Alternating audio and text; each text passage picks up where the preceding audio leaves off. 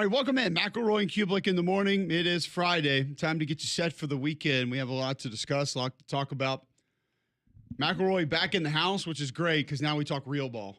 Yeah. We don't do that apparently when you're here, or you're not here, excuse me. Heck yeah. I've always been known as the ball guy on the show for sure. We were threatened to leave for other shows for real ball. I'll come up there and I'll show you how to talk ball. How was the Mahjong retreat? It was really good. Learned how to do the 2025 line. I've been trying to learn how to do that for a while.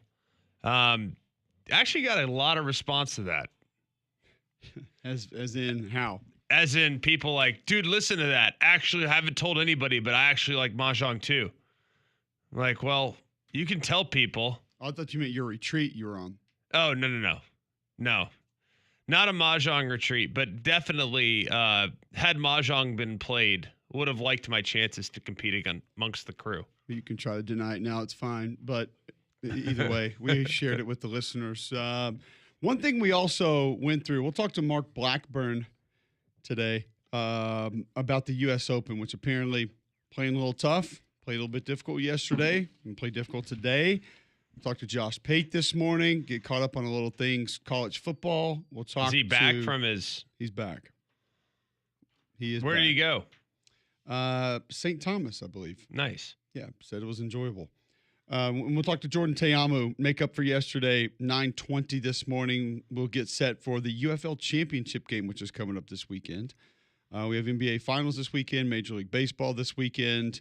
College World Series starts this weekend. There's a lot for us to get to. But one thing we talked about yesterday that I wanted to get your thoughts on is one player for each SEC team that if you removed that individual, your opinion of them would change the most. Now, we had some issues with some of the listeners. We also had a discussion about how one play does not decide a football game. We're not going to get back into that because apparently I bullied listeners and threatened listeners and was mean. So we're not going to do that again.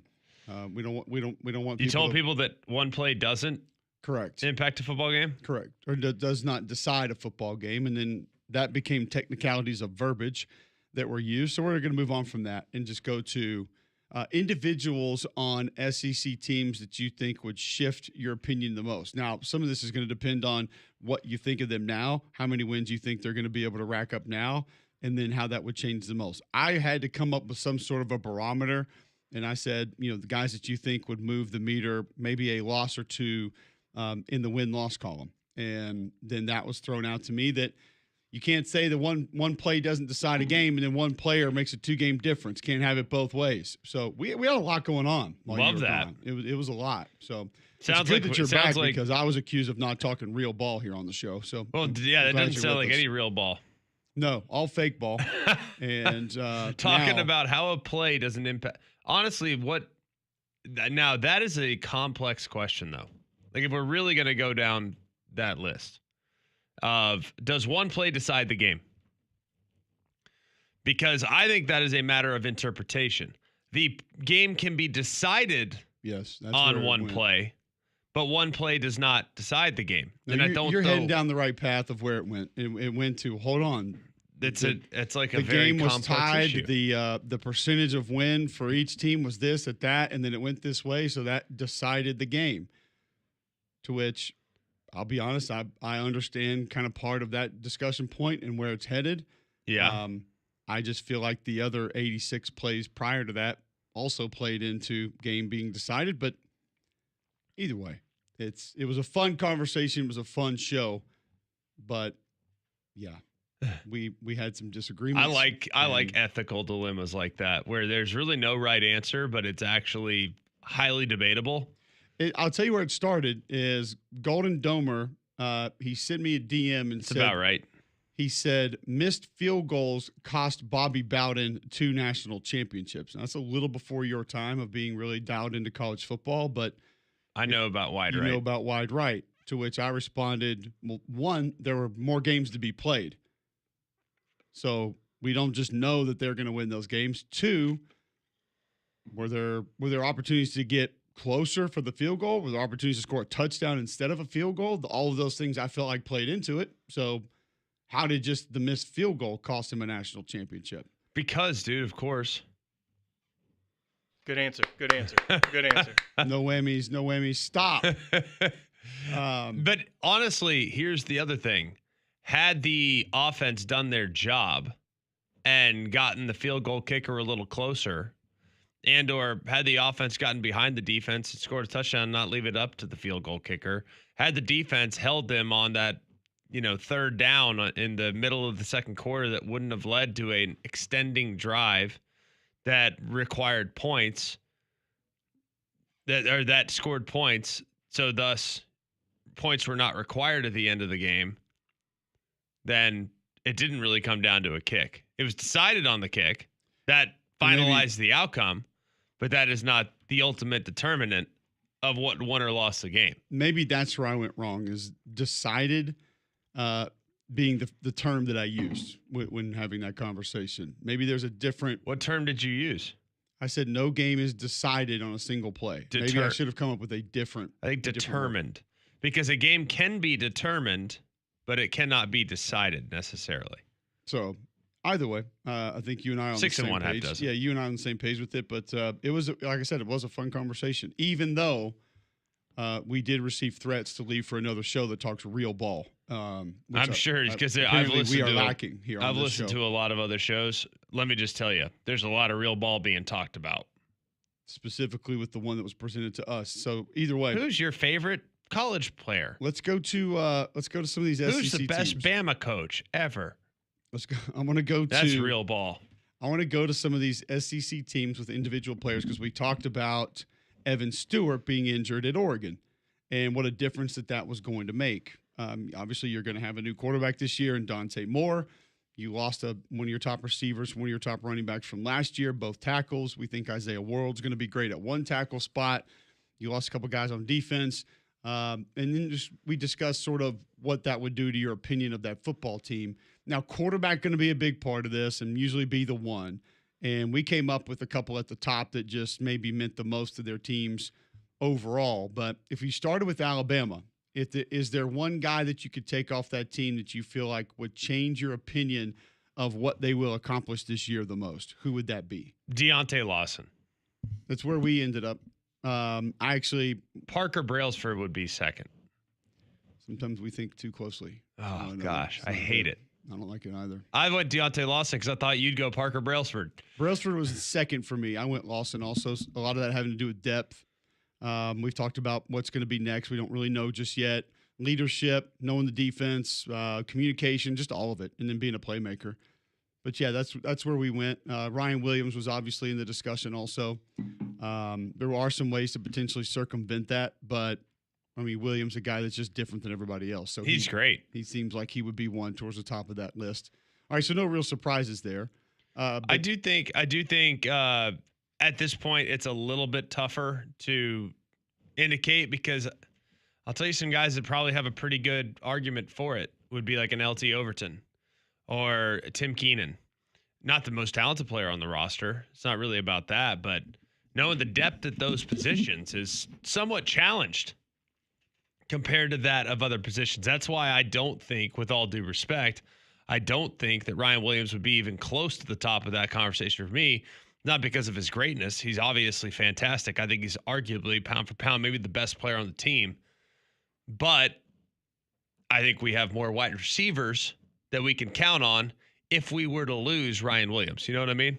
Right. If we lose Deontay Lawson, speaking kind of from the coach's staff perspective there, like speaking on behalf of Kalen DeBoer and Kane Womack, I think it would be absolutely catastrophic.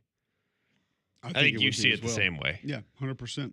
How much would your opinion change of Alabama's season? Let's just say Williams, Lawson, Brailsford, one of those three gone.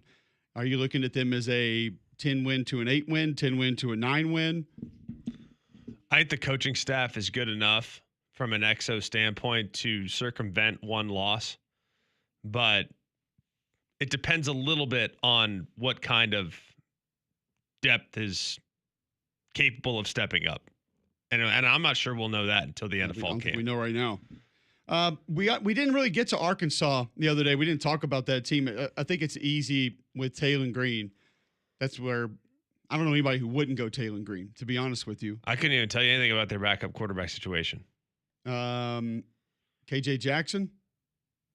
Well, they lost Malachi Singleton, who was their backup last year, and was a pretty decent little player for him. So Yeah, Jackson, the kid from Montgomery they've had. I would go probably that could be one of the most important players in college football. If he goes out, Arkansas is dead. Not that Arkansas has some ridiculously high ceiling anyways, but Taylor Green gives them a chance in every game, even against high-level contenders. Remember, they beat Tennessee last year. So he's the real deal. I mean, I would maybe look at one of the linebackers like a Xavier Sorey, who is an absolute burner and kind of came into his own a little bit last year, but I don't know if there's anybody even close, really. There's nobody that would mean anywhere near what he would. And you're talking about having a 2-3 game swing on your opinion of a team. That absolutely would fit right there. You lose Taylor Green, and my opinion of your team drastically changes. 100%. What you have, probably more of what you have a chance to be than what I realistically think you're going to be. Like the chances of extending, if that were to happen, are slim to none. So let's go to Auburn, and we struggled with this just a little bit. This was one that we kind of kicked around, looked at from different ways. Yeah. Probably most people would go Jackson Arnold just because that ceiling from a talent perspective is so high. I don't agree with that. I went Eric Singleton just because I think he does so much and is so different than anybody else you're going to have at that position. Where would you go? It wouldn't go Jackson Arnold because, one, we haven't seen Jackson Arnold play that good of football yet. Fair. So not being disrespectful, I don't know if the gap between him and the backup is that significant. Yeah, maybe on ceiling, but as far as like, oh God, if we lose this guy, that's a 3-game swing. I don't know that yet. Jackson Arnold was losing games last year. Deuce Knight might be phenomenal. Ashton Daniels might be fantastic. Like I don't know that. They might be good enough to bridge the gap. So I think right now to assume that it's Jackson Arnold, I think that's a you must feel real good about Jackson Arnold this year, which I'm fine with. I have no problem with that whatsoever. I'd probably go with DeMarcus Riddick. That's a little bit of a projection right now, but he played really good football, gave you some great tape last year. So he'd be in the mix. Another one would probably be Bobby Jamison Travis. He'd be in the mix because I do think the depth on the interior of the defensive line is something that would concern me a little bit. And then I think you could also probably make a case for Keldrick Falk. Yeah, I went Singleton. We talked about Jackson Arnold. I threw Connor Lew in the mix. I don't know a lot about what's next at center, to be honest with you. I don't think anybody really does outside of the guys that are coaching them every day. And then Falk and Riddick were both mentioned defensively because those are probably Bobby Jamison Travis. That's your guy. Quintrell Jamison Travis. Yeah, but his nickname's Bobby. Okay, cool. He finished great. We talked about him towards the end of last year. We've talked about him this offseason. I just don't know if he's as much of a difference maker there. But what's their depth like? You went and got the Dallas Walker kid from Western Kentucky who was at A&M at one point. Maybe he can help some. I didn't love his tape. I thought he was okay. Maybe you slide Zacchaeus Walker down inside. It wouldn't be great. That would not be a great situation. And he can hold the point well. But I just think, I don't know how, honestly, it wouldn't be Singleton. And I know we haven't seen him in the offense, haven't seen him there, but just the things you're going to be able to plan around him and where he's going to be able to make you dynamic, I don't know how you can get away from that. It's hard to be. Allow me just for a moment. And this is going to really grind your gears. Can we say Alec McPherson? Somebody must have told him. What? It was tweeted into the show. I think that there were a lot of really close games last year. They were lost by the Auburn Tigers. And a field goal in their favor would have been real helpful. Just saying. Just trying to find other options. I don't know what to say. I don't know what you're mad about. I think you do. Why? There's a reasonable case to be made on his behalf. Given how last year went, No You could disrespect to Towns also Magoo. make a reasonable case of, convert some third and shorts or, They do help you win. Can confirm. Not turning the football over also helps you win. Having talented players. This is crazy. Just hear me out. Having talented players helps you win. But so does putting money in the bank. And when I say put money in the bank, Shawty, what you drink? you never go broke putting money in the bank. And unfortunately, there were a lot of times in which the ATM was closed for Auburn last year. Yeah, I'm not going to be able to get on board with it. Okay. I'm not trying to convince you. That's not my pick. I already told you my pick is DeMarcus Riddick. And I think I listed 5 players before I got to kicker. But yeah. Auburn 57th in third down conversions last year nationally. What were they in field goal percentage? Well, I can check it for you. Triple dig. You know. By the way, did you know Nebraska had 10 kicks blocked last year? I actually came across that recently. It was a couple weeks ago. We were did an interview with Matt Rule, and it was going to come up, but I didn't have the heart. I mean, nobody was even close to that. I didn't have the heart. All right, field goal percentage on the season. They were dead last. Really? Yeah. 54.5%. Triple dig. That'd be double. But of the rank. 12 of 22? Yeah. Well, I mean, Triple Arizona State dig. was 0.5% Okay. better. Yeah, and they're a playoff team. I understand the dot connection. But you cannot deny that losing Alex McPherson had an impact on Auburn's bottom line last year. It did. It did. Well, let me ask you this. Oh, boy. Here we go. Well, I mean, McPherson was 1 for 2, right? Correct. Yeah, but 13 for 13 the year before. Oh, well, then that means he must be great. Better than the alternative. Oh, so we're Nebraska-ing his carrying over. Okay. Mm-hmm. Okay. Towns Magoo walks out. Alex McPherson walks out. You get to pick someone to kick a field goal from 32 yards. Which one are you picking? I have no idea. I mean, I had to do a Google search to see who he played for. Who? Towns Magoo? Not really, but yeah. Honestly, is there anyone? I'm not trying to make that case. I'm just suggesting that is an option. I like the Eric Singleton pick because I think Eric Singleton, he's the one guy that really makes you different. You know what I mean? Like, he's the one guy. You have big wide. If Cam Coleman goes out, you still got Perry Thompson. If, God forbid, right? If you lose Bryce Kane, you still got Malcolm Simmons. You know what I mean? Like, you have some pieces that can replace other pieces. I just think they're entirely too deep at wide receiver for me to say, yep, if we lose this one, we are done. But he is the one guy that makes them very different. There's no denying that. Okay. You lost to Cal by 7, missed 1 field goal. Lost to Oklahoma by 6, missed 2. I guess that's automatically. Uh-oh, now we're in overtime. All right, missed, which don't love it. Missed 1 against Georgia, 31-13. That game was closer than the score would indicate. Much. You know it, and I know it. Missouri missed 1, lost by 4.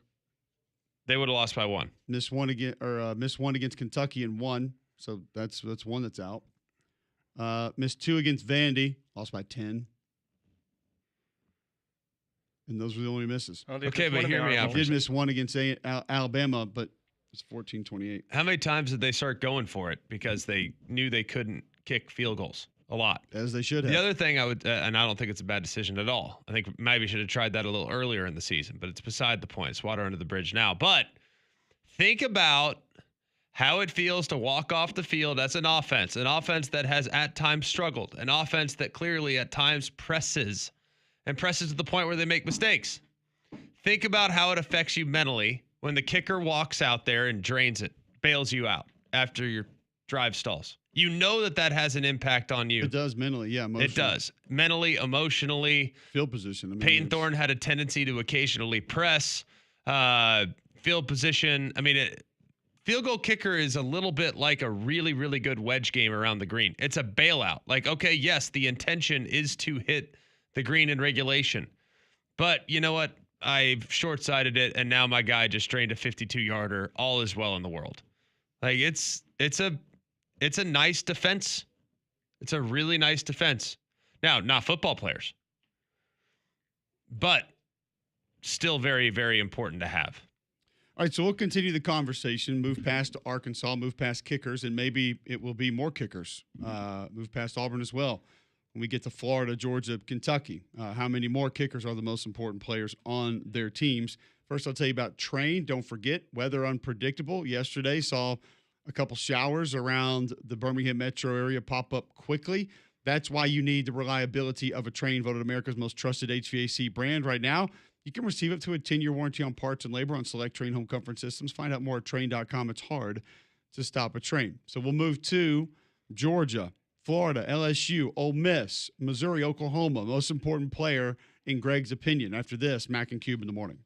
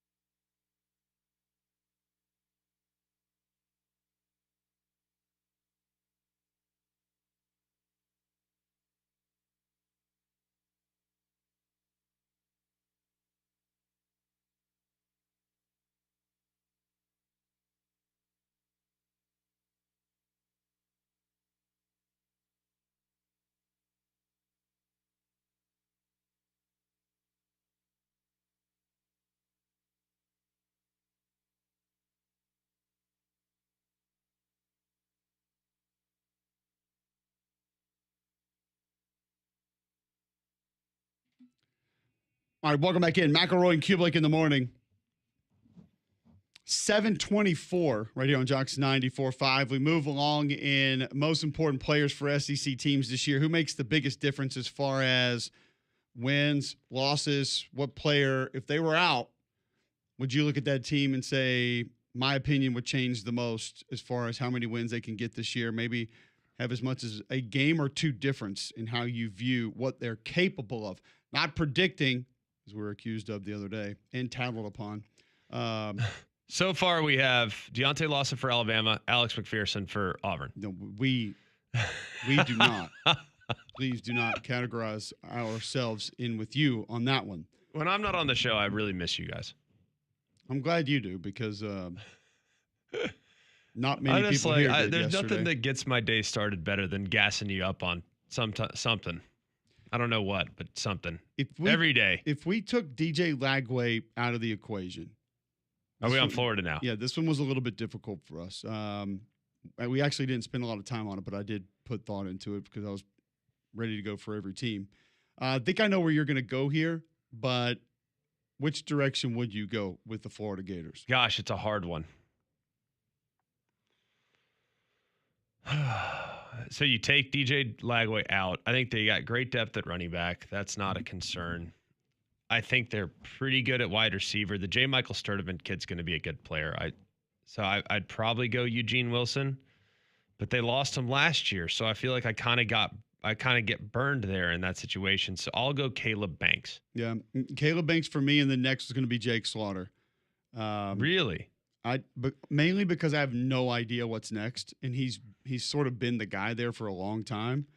And I used Tennessee as an example last year. Yeah, where you lose it's Mays. not that Cooper Mays was the best center in America, but even the offensive line coach Glenn Ellerby's telling me, like, we don't have another guy that can do all the things he does at the line of scrimmage. Right. Like, Jake Majors would be a great example of that at Texas. I mean, Sark's sitting there telling us that he's turning around telling he's like putting the running backs on different people in protection, like stuff that doesn't happen in college football a lot. That's fair. And not that he's Dermontti Dawson or Dwight Stevenson, but you do those kind of things at the collegiate level, that makes a big difference. And if you take a big step backwards there, it can impact the team. So that may really change what the offense is capable of at times. So Caleb Banks, I'm 100% with you there. I don't think there's a whole lot of doubt there. Answer me this. As far as impacting and we'll probably get to it when we get to South Carolina, as far as impacting the overall win-loss record, which player do you think, if we were doing your favorite, wins against replacement? War. What is it good for? I'll give Damian credit. He was first to throw out the one that probably would be the best answer, but I think I can counter with one that we have not seen yet, but I'm that confident in it. He went Diego Pavia, which it's a great one. When you think about how long he's been in that system, how well he knows it, and just the way he manipulates it, like he gets everything that goes with it. I would go John Mateer right now. I think Oklahoma can easily win 8 games this year. I think if a lot of things fall into place, 9-10, not completely out of the question, you take him off that team, no. I'm just going to say no. Now, does he need Deion Burks healthy to do those things? Yes. Does the offensive line need to come together, stay healthy? Yes. Do some of the things defensively have to be as good as they were last year, close to it, without 2 of your best players? Yes. But you take John Mateer off Oklahoma's team, I mean, we saw Michael Hawkins Jr. a little bit last year. I think Michael Hawkins Jr. he can win you enough. Right, but it's a new offense, and we don't know how he's going to fit into it, and we don't know what the communication is going to be like. We just don't know. But I think Mateer's a playmaker. I think Mateer's fantastic. I think you'd make case he's as good as any quarterback in college football. You won't find any pushback from me. I think he's that good. But I am confident in Michael Hawkins in that offense. Okay. Like that offense is space, athleticism. I think he'd be great. And that's probably why he stayed, because he knows in a year or 2, he's going to be cooking. It'll be his time. Yeah. What about Georgia? Because we haven't seen Gunnar Stockton as the full-time starter, really. And, I mean, we mentioned on the show yesterday, Kirby overly complimentary about Puglisi on our show out at Regions. Gosh. This was tough for us. This was is tough a hard for me. One. Knowing they're a little thin as far as edge is concerned, I threw out Elo Mendoza. I think Elo Mendoza, the problem is we just haven't seen him. Yep. You know, I think you could make a case that, gosh, it's hard. We've got Stephen Madrid's tweeting in Christian Miller right now. We had 2 people tweeting Christian Miller yesterday. See, but I think you have enough with Jordan Hall and Xavier McLeod. Nazir Johnson's played inside also. Yeah, like I think you have enough. I don't think is Christian Miller your best guy? Yes, but I think you have enough. You definitely have enough at the second level. I think you can make a very strong argument on behalf of one of the corners. I think you'd probably go Dalen Everett, but we also saw last year when Jonel Aguero was out, it's not going to be a guy that, a lot of fans are lining up at the bookstore to buy his jersey. But when they were out last year, when he was out, that was a challenge because they had to move safeties and they had Malachi Starks last year, right? As kind of a get out of jail free card. Now, he didn't have a great year by his standards, but it forced them to play guys a little bit out of position. Like Malachi Starks is a great player. He doesn't belong as a slot corner. KJ Bolden doesn't need to be a slot corner. That's not what he is. So Janelle Aguero, just knowing how different their defense was when he was not out there, he would be one on the short list that not a lot of people are talking about because we don't talk real ball on the show. You're not getting that name other places. What about Raylan Wilson? Not because of what he's done. I just like Chris Cole so much. I think Chris Cole is going to be a monster. I'm not sure any of them run like Raylan does. And then being able to use him up, back, different places, versatility.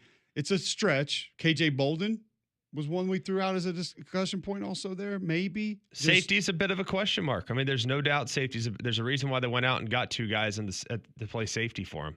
It's a little bit of a question mark for him. And I don't know how good Adrian Maddox is going to be from UAB. I don't know how good Zion Branch is going to be.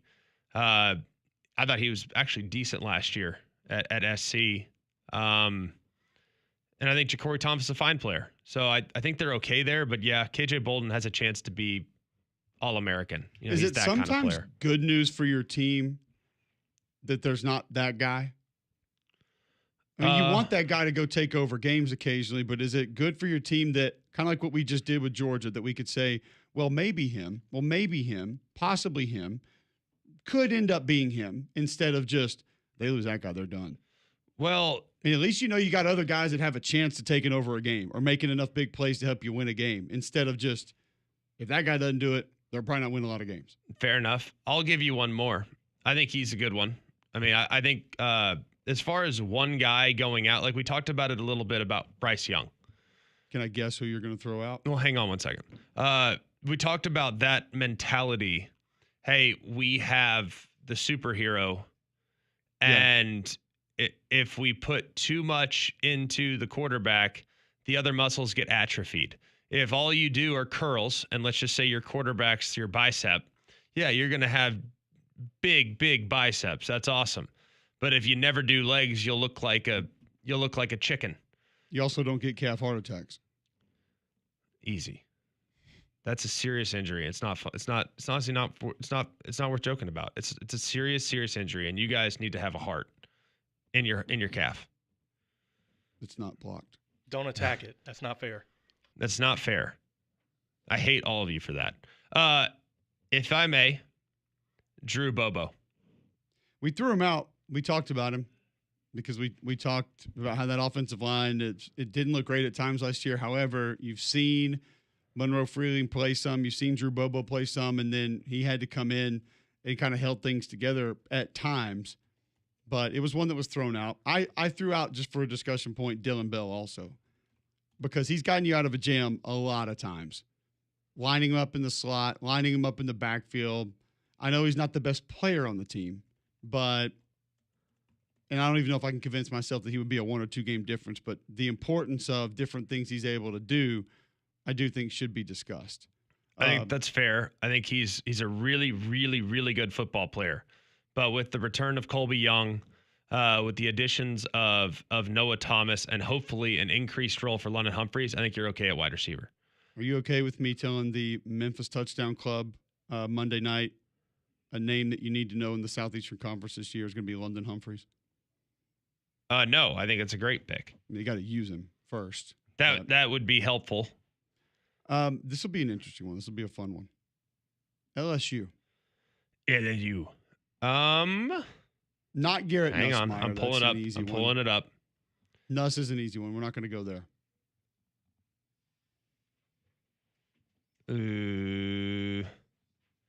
Whit Weeks. I think Damian went with Whit Weeks. I don't think there's anything wrong with it. I think he's a great fit for Blake Baker and what they want to do defensively. I might go one of the interior defensive linemen just because they're pretty thin there. They were razor thin there last year, maybe a smidge better this year. But that would you lose a Dom McKinley or a Jacobian Guillory and Sadir Mitchell's coming in to help. I don't know where they would be, honestly. The Zion Williams kid, everybody thinks is going to come in and play a lot, but we've heard that before at D tackle. It doesn't always happen. I don't know. I don't know if one of the offensive linemen I look at is enough to say definitely that guy, but Whit Weeks a playmaker. He is. At the end of the day, he makes things happen. He does. I love Whit Weeks. I just think he's a great player. I think he makes everybody better. And I don't think you have that rugged second-level defender. With all due respect to Harold Perkins, he's not doing the dirty work. He's not going in there and tackle your D end on a pick. He's not. And guess what?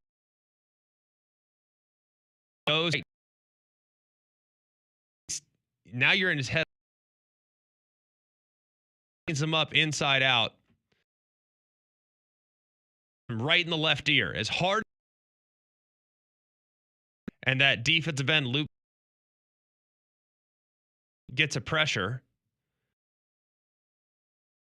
Game, the right tackle's not thinking about 40. Where's he at? Great point. All right, we'll continue this practice on the other side. This might be my favorite thing we've ever done. Ever?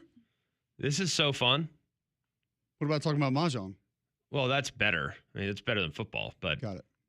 Oh, talking about the World Series of Mahjong that I'm putting on TV is going to be great. And everybody here is going to watch it because they support their own here in this great community that is Birmingham, Alabama. Maybe. Your CBD store offers a great community as well. At the largest brick-and-mortar CBD retailer in the world, first company to have USDA-certified organic oil supplements. They've got the stamp seal on those products. If you have arthritis, anxiety, if your pet has arthritis or anxiety, they've helped a couple pets in my household be able to move around a little bit better after some arthritis had set in at a later age. 3 locations to help you. Great customer service, skincare, gut health for you or your pet as well. They got a lot of different things to just help make your daily routine better. Energy in the morning, focus during the day, better sleep at night, weight loss to trim by SunMed. On the shelves now at your CBD store. Check out one of those 3 locations. Highway 280 by Bailey Brothers, 150 by the Cage in Cleveland, Trustful just off 459, your CBD store where good health hits home. When we come back, Ole Miss up next, Mississippi State up next, a couple other SEC teams we need to discuss right after this on Mac and Cube in the morning.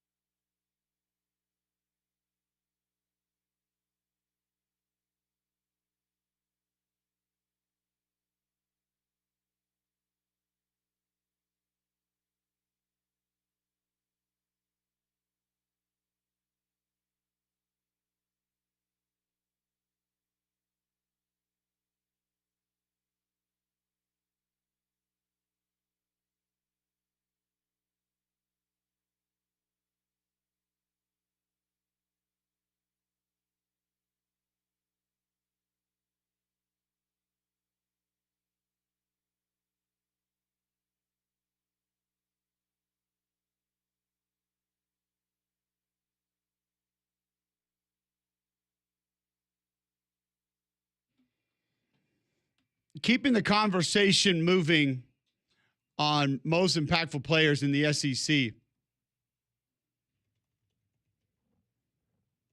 Mentioned that a couple of different of you chiming in, different players, different ways. Jolly tweeting into the show. At Mac and Cube, you can be a part of the show there. 800-239-9569. You want to get in. Listen online, joxfm.com. Watch live on YouTube every morning. He tweets, in relation to these key players in the SEC, what's the up and down of their impact or lack thereof on win totals? If Nuss at LSU or LSU's defense is poor, what's the up and down in win totals? Not just LSU, genuinely interested as a whole conference. We mentioned this as part of this conversation, Greg. I can vividly recall conversations that we've had with Vegas Runner on the show prior. And he's like, listen, no player is going to move a game, say 3 points as far as the spread. And so we kind of talked about how much could your opinion even change on some of these teams with one individual being out. Look at Tennessee already. What would their win total be in Vegas right now if Nico's still there? It doesn't matter what you and I think. Doesn't matter anything about what he did last year, but that number's going to be different with Joey Aguilar as the quarterback. I think they had it at it was at 8.5, wasn't it? I believe so. And now it's on 7.5. So I mean, I think there are certain guys that Lenore Sellers, DJ Lagway, Garrett Nussmeier, you take them off their teams, that's going to be a game or two difference in the projections. Game or two difference in what I think they're going to do. If you tell me tomorrow there's no Garrett Nussmeier, I don't think LSU can win 9 games or 10. And I think maybe the way to look at that is the possibilities in which you think certain teams can expand past what people believe that they are, that then goes away. That's gone. That's like we said with Pavia. What's the ceiling for Vanderbilt with Pavia? 8, 9? What's the ceiling without him? It's not going to be close to that. And that's where I think you would probably take that conversation. Let's go to Ole Miss. A team that will be breaking in a new quarterback, Austin Simmons, a lot of talent. Apparently has already graduated. I'm trying to think. Like right now, I'm going through their list. Caden Lee. I like their receivers a lot. I mean, I obviously he's a huge loss if he's not available. But I don't know if I can put receiver on there. Suntaran Perkins. That's probably the one. I mean, he's the one guy that gives you a lot of problems. I mean, a lot of problems at the second level. The problem is he's not really like your down in, down out traditional. He's kind of a late blitz, speedy, bit of an eraser. He's probably the one. Play in space. Right? Like play in space, tremendously athletic. I might go as far as say Xavier Harris at defensive tackle. That's a little projective too, because definitely he was inconsistent with the pad level and whatnot last year, but can play at times. I mean, can get things done, no doubt. I would say that's one. I think Ole Miss has to be on defense because I think on offense they're going to be just fine.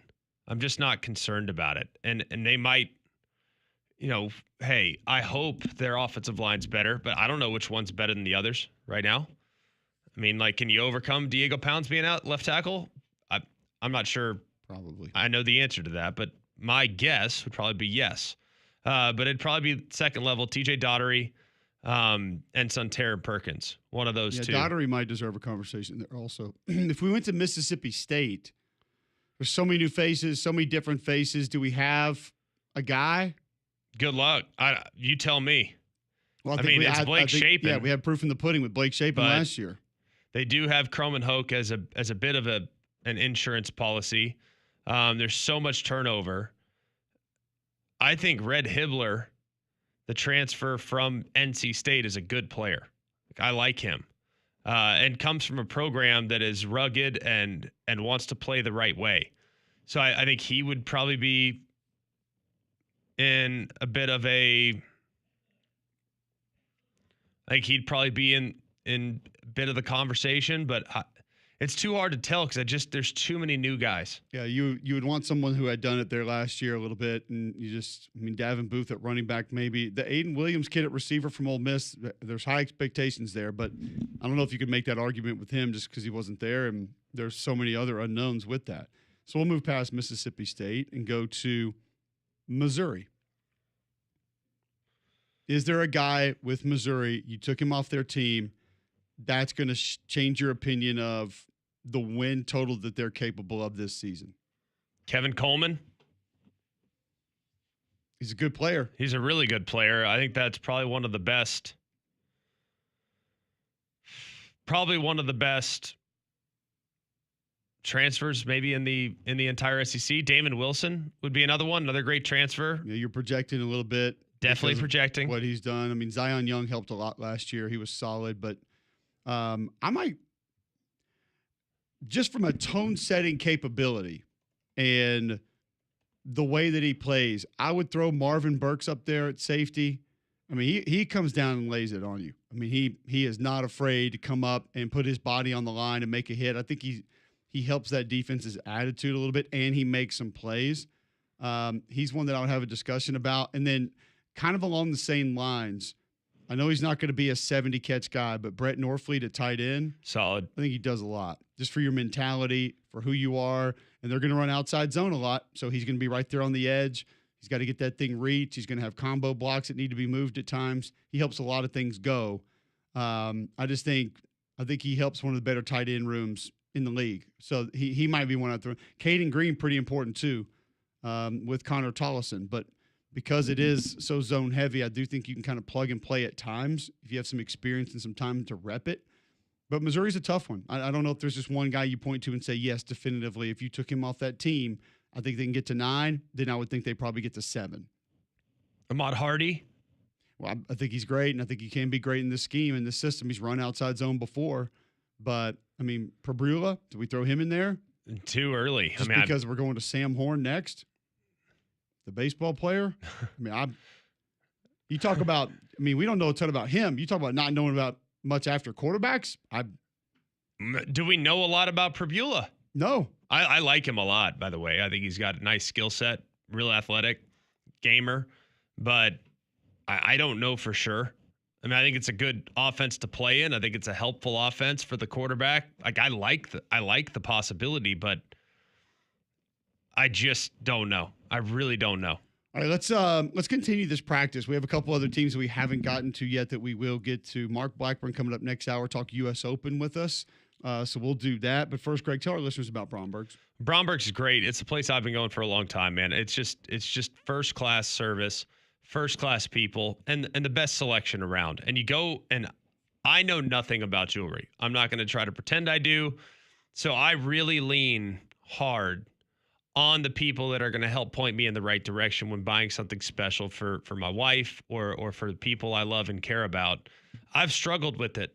So knowing that I can go into Bromberg's, walk right in, and they can help kind of bring me along, help me understand what I'm buying, help me understand why it's going to be a great investment for my family. It just takes it to the next level. It's a one-of-a-kind experience. There's a reason why they've been in business for nearly 200 years, because nobody does it better than Bromberg's.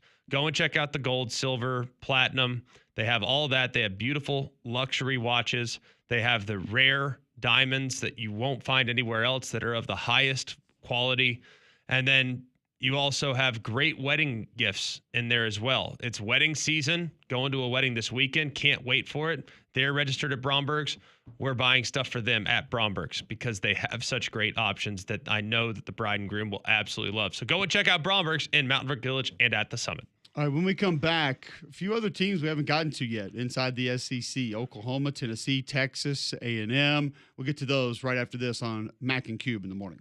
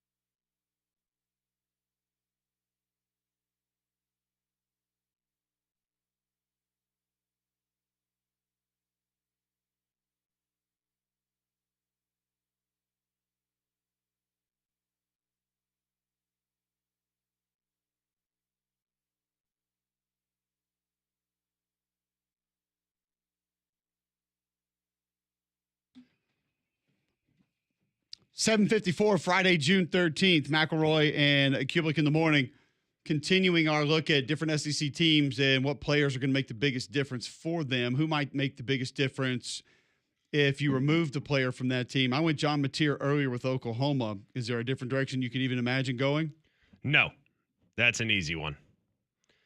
Now, I will say, if you're guaranteeing me a healthy Deion Burks the entire year, we may be able to have a little bit of a conversation. But I still think I lean Mateer. I think he can make that big of a difference. Dominic Williams?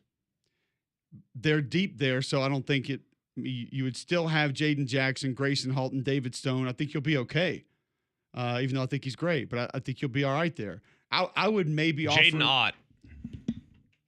I love Jaden Ott. But Javonte Barnes has high expectations. They like him. I would offer you maybe like a Kip Lewis, who is, I don't think that you have a lot of linebackers that can run like him. And you know, we obviously know what you lost with Danny Stutzman. So the depth there, I imagine, is not real deep. Yeah. So he would be possibly a guy, but I just don't know if you're going to be able to find anybody else that's even close. Well, I think based on what we're hearing, it sounds like Kendall Daniels, the transfer from Oklahoma State, he's got some star power. So in the event in which they're not quite as good at the second level, they do have a guy that's played a lot of football, has been highly productive for Oklahoma State. Granted, different league. Sure. But still a pretty good starting point. Can we just say any of the offensive linemen, since it was such a problem last year, just got to stay healthy there. Got to be healthier there this year. When we come back, we'll talk a little South Carolina. We'll talk Tennessee, Texas. Are they easy selections for those teams? Texas A&M. We already mentioned Pavia with Vanderbilt. Is there anybody else that's even in that mix? There may be one guy that if you took him off that team, I think a game or two difference in the win or loss column. And shouldn't be a very difficult name for a lot of people to go find. So we'll talk those, mention those, and take your calls, get your feedback as well at Mac and Cube. You can tweet into the show. 800-239-9569. Text into the show, 205-834-9450. Also next hour, we got to get McElroy's top 3 HBO shows of all time. That also a fun discussion yesterday. We'll do that next on Mac and Cube in the morning.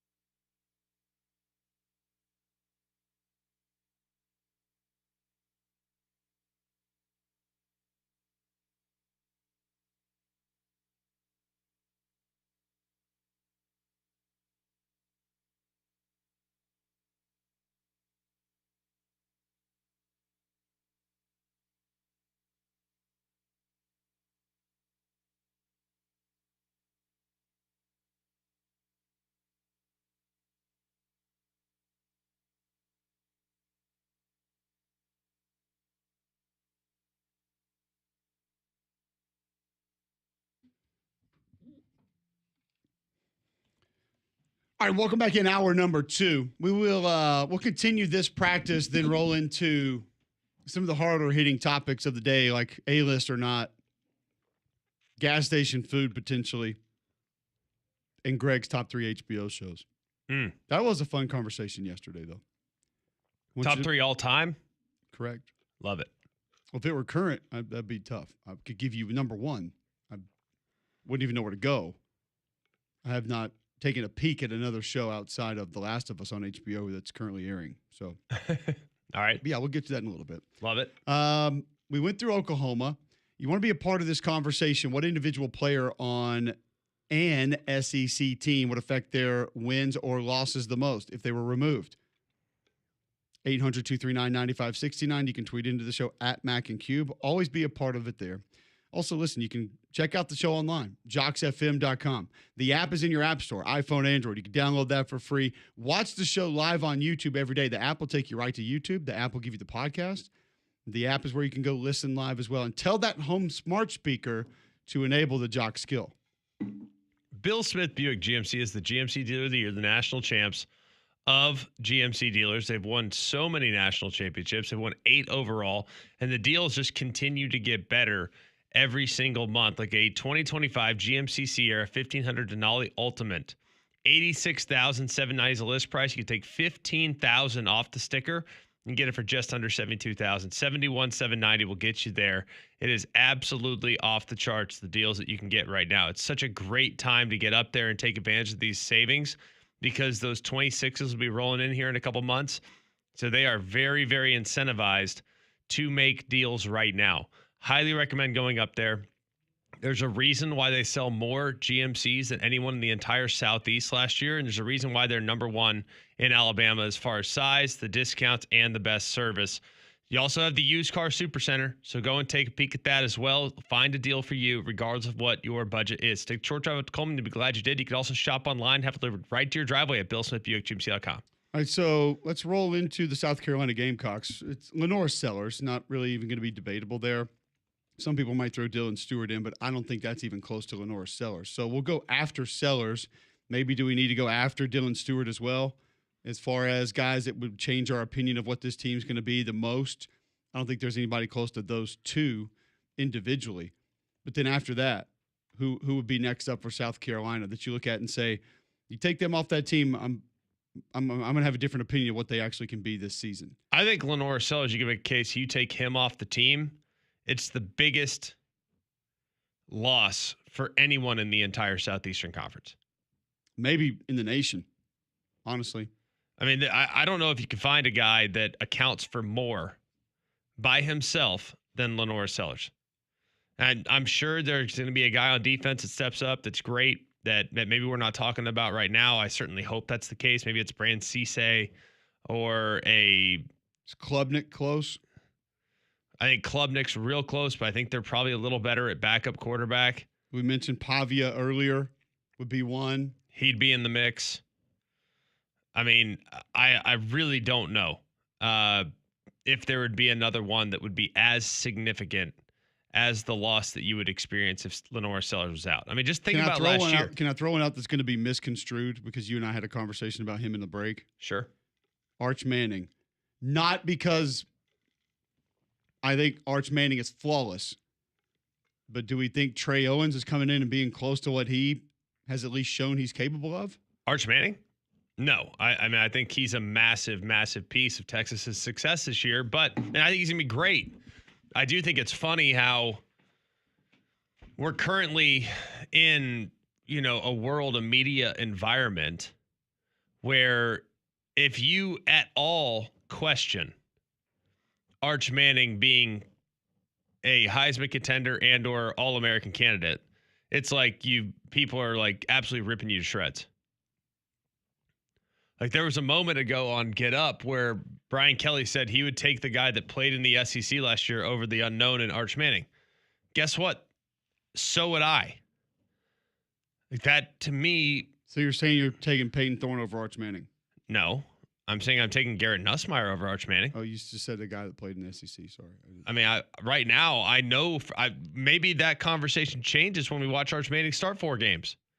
But there's no way right now of It's knowing. the same thing that you got with your quarterback ratings going into the season, which if anyone heard you explain those, it made perfect sense. Is that I don't know why anybody wouldn't be on board.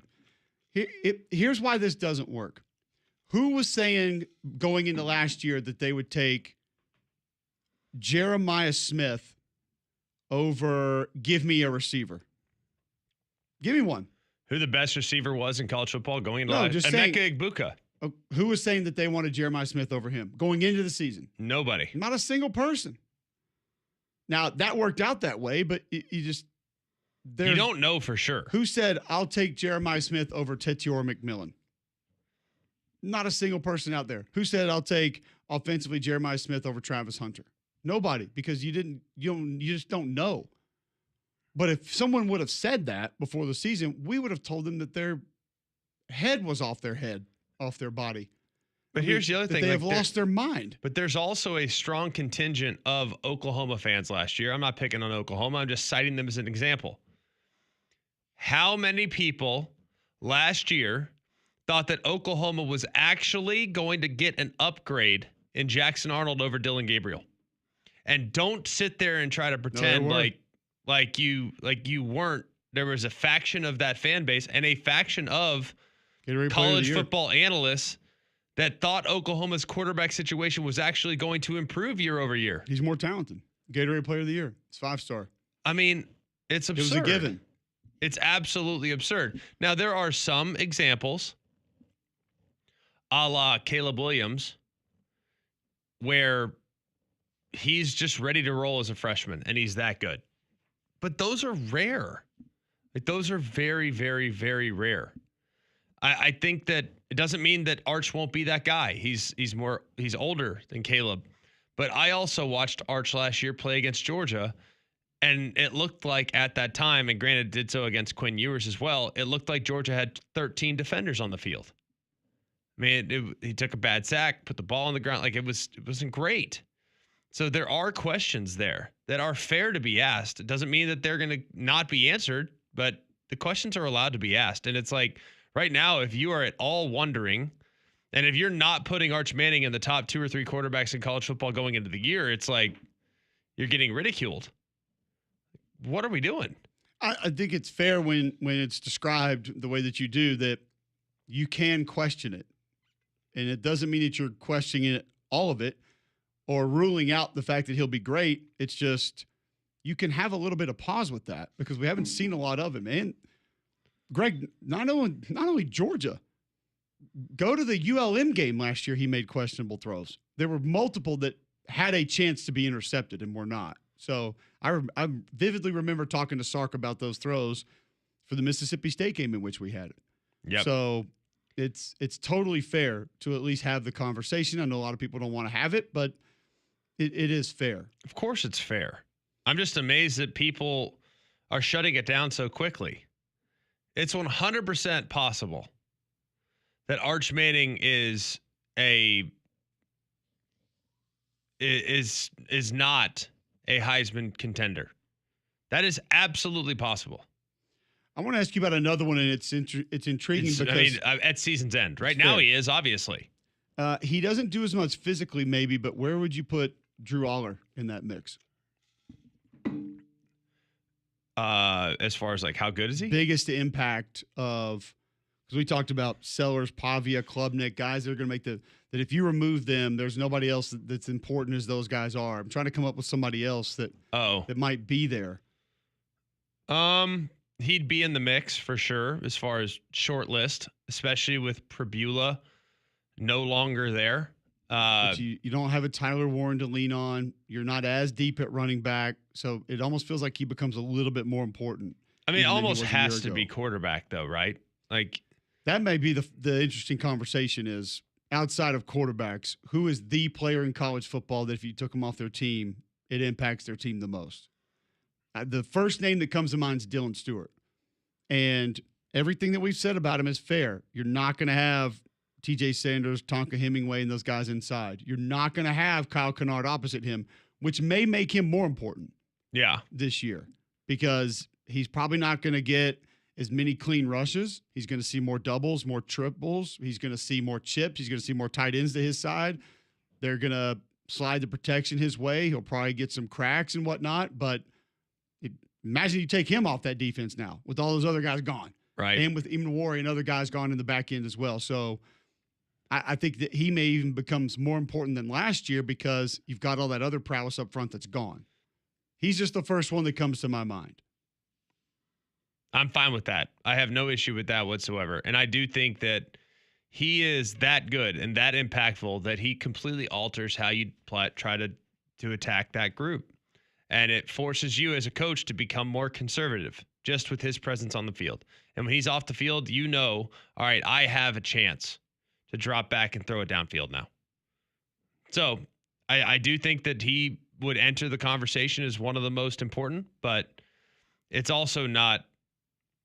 I think it's hard for me at this point with where the game has gone in a conversation centering around most important, most valuable. It's hard for me not to always stop the conversation when getting outside of the quarterback realm. Quarterback wins and loses the game more than anybody else. Not close. Sure. Has more of an impact on the game than anybody else. Not close. Can I throw two at you that I'm not saying are ahead of quarterbacks at all, but that I think would be most impactful if gone? First would be Anthony Hill Jr. at Texas. He'd be great, but you still have a couple other good ones. But yeah, he's fantastic, obviously. Caleb Downs, Ohio State. You go back to the playoff games, Greg, he made some things happen. I mean, and it's not just sitting back at safety and coverage or knocking balls down on the back end. I mean, he was up near the line of scrimmage, allowing that defense to be very different, doing some different things. And then on the same team, Jeremiah Smith. If there's no Jeremiah Smith at Ohio State this year, are we having a different conversation about what they're going to be offensively or who they can be offensively? I think they'll still be really good, but he does make them different for sure. Let's say same name, Jeremiah Love, Notre Dame. They have depth at running back. Okay. He's amazing. Obviously, I love the guy. Yeah, no, he's fantastic and does things in a little bit different manner, but the way they operate, that might not be the best choice. There's not a lot out there that you immediately just say non-quarterbacks, man, that team would be really different. Yeah. If you took him off the team. There's just they're and that goes back to our conversation we had last week and we had 2 months ago and we've had multiple times this offseason. Where are the individual takeover guys on defense? Because we're used to having just open the floodgates of whoever you wanted to talk about. Mississippi State would have 2. Florida would have 3. Bama had 4. LSU had 2. Yep. Auburn had 1. Tennessee had 1. And now it's kind of like, he might be that guy sometimes. Right. And that's the part that's tough about it is even the guys that we like that we think are that most times consistently are not that. Correct. And I think it's very difficult right now to find teams with real strong depth across the board. I mean, strong depth where there is no drop off from the 1s to the 2s.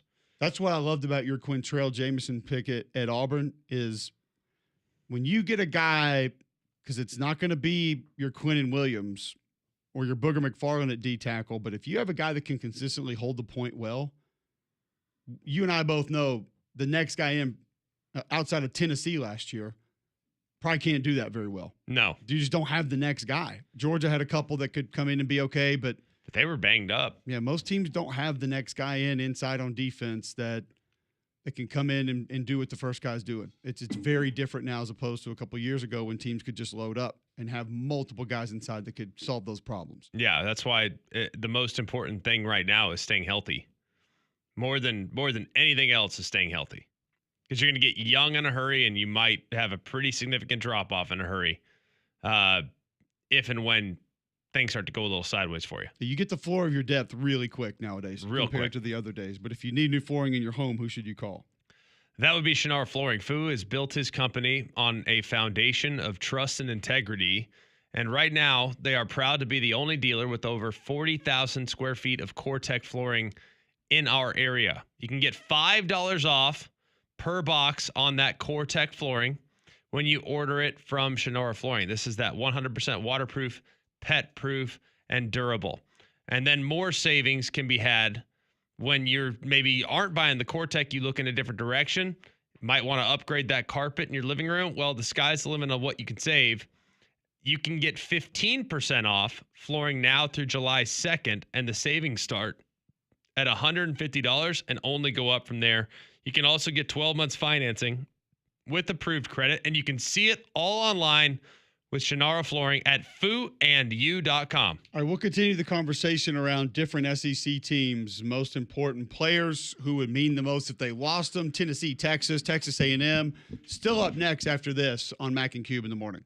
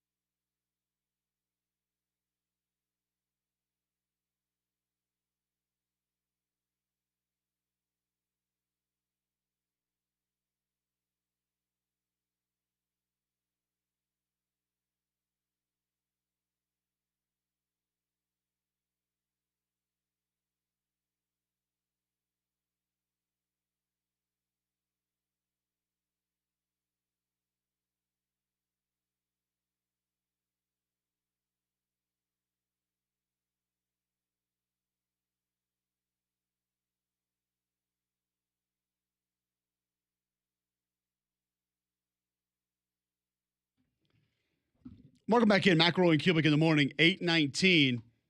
Right here on Jox 94.5. Watch live on YouTube each and every morning. Search Jox 945. We're talking impactful players around the SEC, around college football, whose loss may mean the most if they were to be removed from their team's roster. We've hit the majority of the SEC. Move on to a team that is interesting as it pertains to this discussion. Also, a little extra noise around this program right now with some things happening behind the scenes. However, Tennessee, we know Nico Iamaleava out. Joey Aguilar in as a starting quarterback. Don't know if we would look at that. Now you could start talking depth. Jake Merklinger coming in. Don't want that. Probably make a difference there in how you viewed this team. I'll be honest with you, Greg. I look down offensively, and I don't. If Lance Hurd is at his full potential on a very regular basis, he may be able to be in that conversation, but he's not. He hasn't been. He's been inconsistent. Peyton Lewis has had a couple of nice runs at running back, but we've seen Deshaun Bishop fill in and get some carries late in games, so I don't know if that's that different. Defensively, Aaron Carter's played there a long time. He knows the scheme, knows the system, runs extremely well, does a lot for him. You're not as deep up front defensively, so could a Joshua Josephs, Bryson Eason maybe be one of those guys? It's kind of a tough call for Tennessee as far as the one guy you would remove that would make the biggest difference. It is. I think they'll be pretty good on defense, though, kind of across the board. I don't think they're going to be star-studded the same way they were a year ago, but they should be pretty solid. I like T-Lander. I like Carter. I think Jermod McCoy, him being at 100%, hoping that he is towards ACL in the spring. If he's back at 100% and capable and in good shape, then he'd be on the short list. I'd probably have to go offense for Tennessee, and I'd probably have to go up front along the offensive line. Whether that's Lance Hurd, David Sanders, the freshman. I think those tackles are probably the thing that's keeping me up at night the most if I'm looking at Tennessee. I think they'll be fine at running back. I think they'll be fine at wide receiver, but the offensive line's definitely the biggest question mark for me this year. Yeah, it's a couple different ways you could go, but that group would definitely be one that needs to be in the conversation. I think mainly because of how they fell off towards the end of last year. Yeah. They were a big reason they were winning games and then became a real reason that they were not able to win in the postseason with what that defensive line did for Ohio State, and they did it to everybody they played. So it wasn't a huge surprise, but the O-line wasn't near as good as they were earlier in the season. Is it just Arch Manning when you're talking Texas? I mean, he's obviously of the highest levels of importance. You go from national championship contender to probably not a national championship contender if he goes out, right? I mean, you probably become pretty dang average at quarterback, which is of concern. And maybe Trey Owens is good. I have no idea. I know nothing about what he is or what he could be, and maybe he's all right, but I certainly don't know the answer to that. Some of the other positions that would be on the short list for me would probably be Cole Brevard, defensive tackle, transfer from Purdue. I don't know if he's going to be great or not. You also got Hero Kanu in there as well from Ohio State, but their depth on the interior of the defensive line concerns me. I think they've been outspoken and saying, yeah, we got to figure that out. We got to make sure we're in good shape.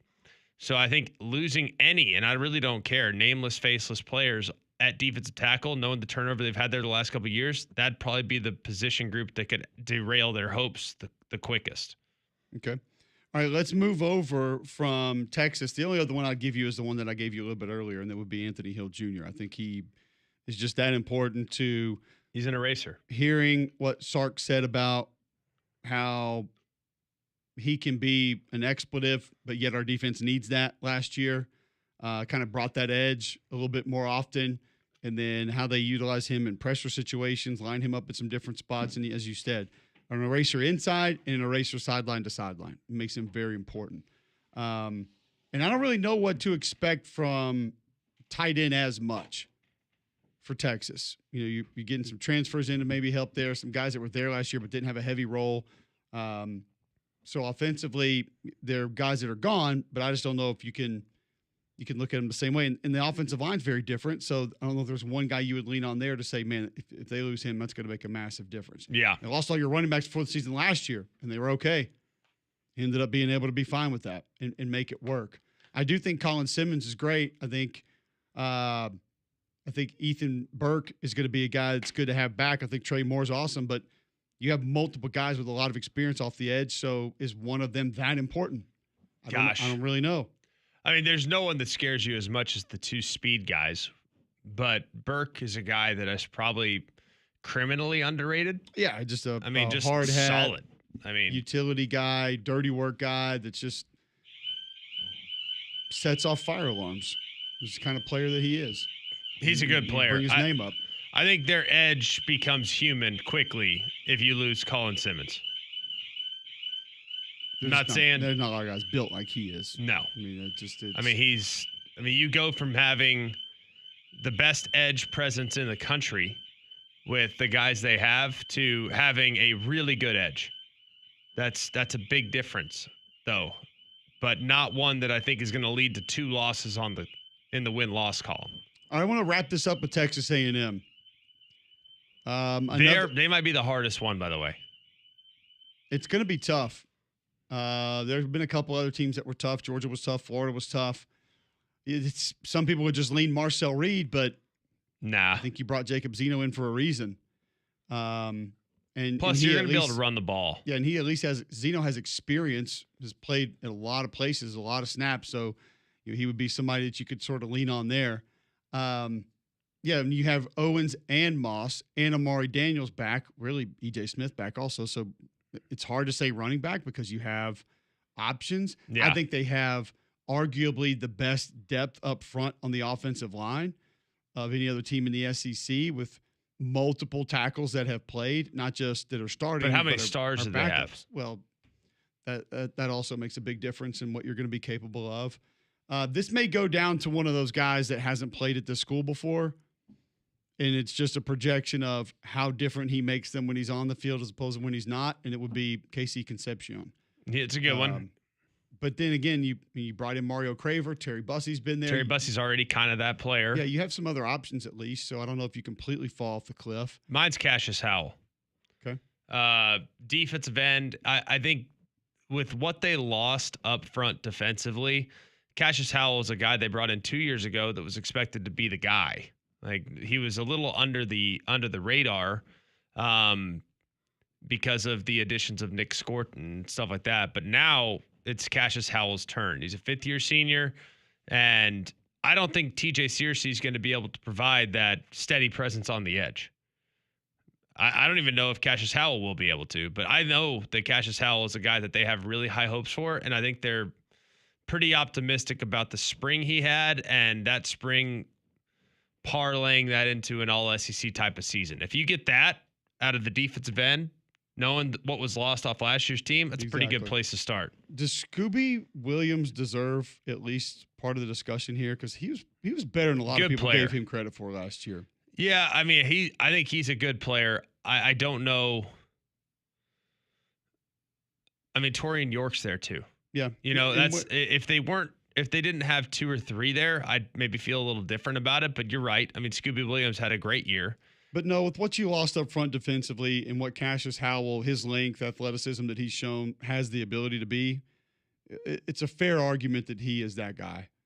I think some A&M folks actually would go maybe a Bryce Anderson with how he's played at safety, but I see him almost uninvolve himself in some things as much as I do see him involve himself in some things. So I don't know if I would go that direction. But that's a tough one. A&M's a tough one. And at Vanderbilt, I mean, Pavia was the easy answer, and Pavia was a good answer for maybe the guy. But you go right now and you take Eli Stowers off that team, that's a different football team. Very. I mean, you talk about guys you mentioned earlier, criminally underrated. Just a great fit, though, for what they do. Exactly, but he makes plays, and he gets open, and he's a mismatch, whether it's safety, outside linebacker, edge, inside linebacker, corner. There's not a matchup for him. There's just not. He's going to force you to be different defensively. And I think a guy that changes things for the opposition as much as any player in this league based on what he's capable of doing. Yeah, I'm with you. I think there's a lot of reason to kind of get on board with that for sure. And I think Stowers is a great player. Yeah, I don't know who else is going to be even close to those two that you're going to throw up there. Do love Cedric Alexander a lot at tailback. Doesn't get a ton of opportunities, by the way. He's not a heavy workload back, but I think he has a different burst. I think he has a different gear. He may get more opportunities to show it this year, but they're going to have to prove that they can do some things down the field if he's even going to get the opportunity to do that. Yeah. The funny thing about Vandy, I mean, looking at their depth chart, gosh, I wonder where they are from a number standpoint, because it's kind of amazing. I mean, they are just numbers wise, they don't have a lot of guys on defense. Yeah. I mean, that's kind of wild when you really look at it. So I want to roll the conversation from our favorite players on some SEC rosters we've been discussing to something we discussed yesterday. Favorite HBO shows. We all had our top 3. Well, no. Damien only had 2 because that's all he's seen. But we'll get McElroy's top 3 next on Mac and Cube in the morning.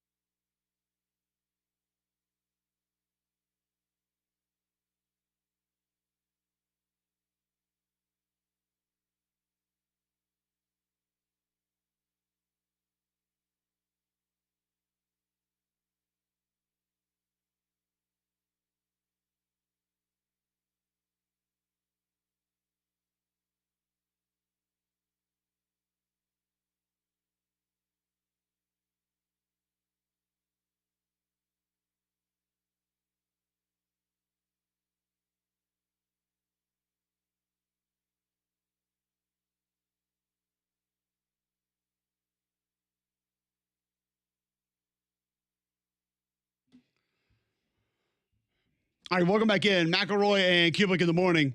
8:33 right here on Jox 94.5. We're going to talk some U.S. Open. Stimp meters reading 14.9. dangerous.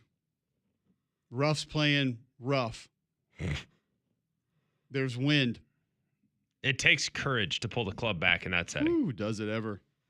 Does it ever? Why are you such a hater? I'm just throwing things out that are taking place. The greens are massive, though. It's one thing that I have noticed by a little bit of the coverage that we've got on today.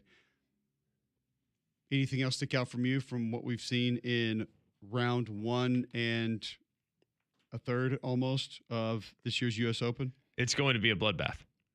JJ Spawn. Span, still in the lead. 4 under. Correct. Koepka making a push today? Koepka is currently even on the day through 7, which is a pretty dang good score. All right, so Scheffler just fell to 3 over now. He is 47th That last drive, was that different than normal? He definitely was a little quick on the last drive. And while he does create a lot of ground reaction forces, ground force reactions, whatever, GFR, GRF, whatever, he overdid it on that one, pulled into the church pew bunkers. All right, Mark Blackburn, swing coach of the year, joining us on the Higginbotham hotline.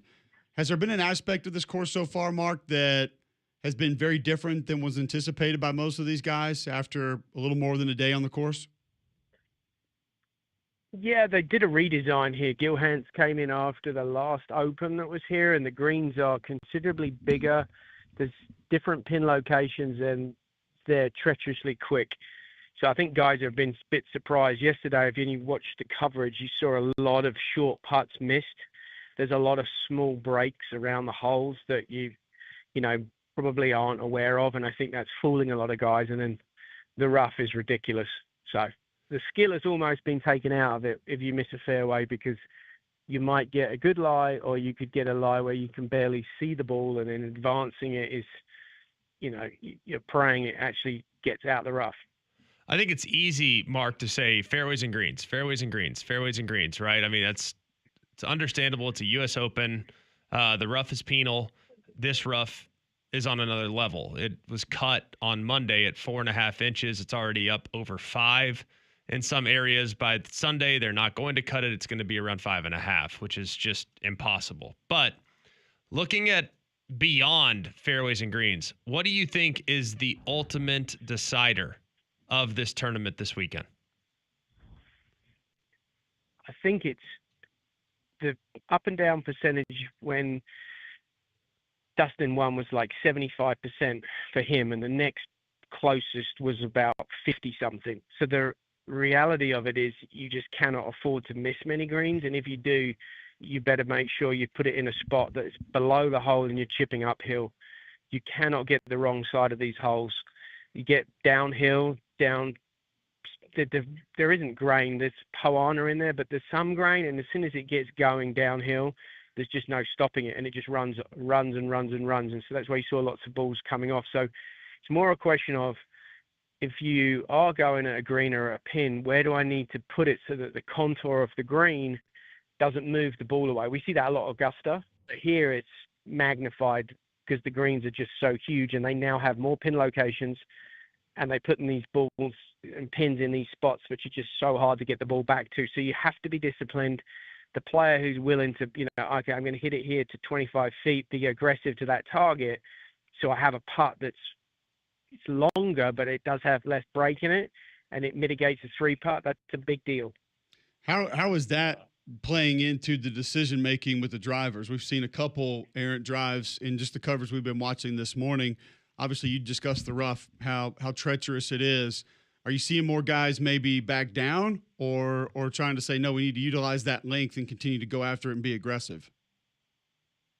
Well, it's a great question. Typically, you would say, let's just send it, and then we'll take it even if it's a wedge in the rough. But the problem is you're out of position. Now, the course is actually very long as well. So some of these holes, you don't have the option. If you take a 3-wood or a 2-wood or a mini driver, or even an odd driving iron, you're just going to have such a long approach, and then that makes it much harder to hit an already difficult green. So there's just this knock-on effect. So the hard part is you cannot not hit driver, because otherwise you're just going to have such a struggle in your approach game. The thing that no one's really talking about is they're forecasting rain here this evening, tomorrow, and Sunday. You add in length to this thing, it's going to get really interesting. And then as the rough is wet, that makes it that much harder. So the tee shots, you kind of have your hand force. There's a couple of them where you can hit. I'm actually out on the course standing on the 14th. You can hit an iron there to put yourself a short hole, but there's not many holes like that, and there's some of the holes. Number 8's a drivable par 3, and it's a par 3, but it's a driver. 17 is a hole that's a short hole, but they're hitting drivers because the layup's harder than going for the green, even if you're in the rough. So it's one of those things. It doesn't present enough opportunities for you to really drop down to a 3-wood or a hybrid to sort of offset the chance of being in the rough. It's one of those things. US Open's the hardest test in golf. It's right there. You know it's going to be carnage. You just got to strap up and get on with it. Well, I'm visiting with Mark Blackburn, PGA Tour, PGA of America Coach of the Year. I think, in my opinion, is probably the best in the world at what he does, and it's always great to visit with him on major championship weeks. Mark, looking at some of these guys' quotes coming into the weekend, some guys have said, "Oh, I'd take 4 over right now and be real pleased." The winning score, based on day one, seems like it's going to be right around even, maybe even slightly under par. What do you think will be a really good score this weekend? I think if somebody finishes a couple under par, that'll be a really good score. I just don't know. You've got long rough. You've got treacherously fast greens. It's not firm. If it was firm, this place would be unplayable. So at least the USGA didn't screw that up this time. You can't have all 3 of those combos. If you do, it's suicidal. But you've got 2 out of the 3. It's going to get wet. It just depends. How much rain we get, what happens to the greens. The greens are still green. They haven't yet turned purple or blue, the same color as the bleachers here. When they go that color, then it gets really spicy. Now, the member tournament here, I heard some members who are very proud of their course being hard, said they had their green speed up to 18, which is ridiculous. There's talk of them getting the greens to 15. I don't know if they're puttable. So let's just say it gets pretty dry on the greens. The rain's not as much as they predict. I could see even par winning 2 under. They're saying soft. 14.5 in the morning, 14.9 in the afternoon, but that's yesterday. I'm assuming it'll get faster as the weekend goes along. Yeah, and there's usually some wind in the afternoon here, so it picks up. So if we don't get much rain, the rain will be the deciding factor. If it rains and it softens it up, I could see these guys are so good, someone will shoot under par.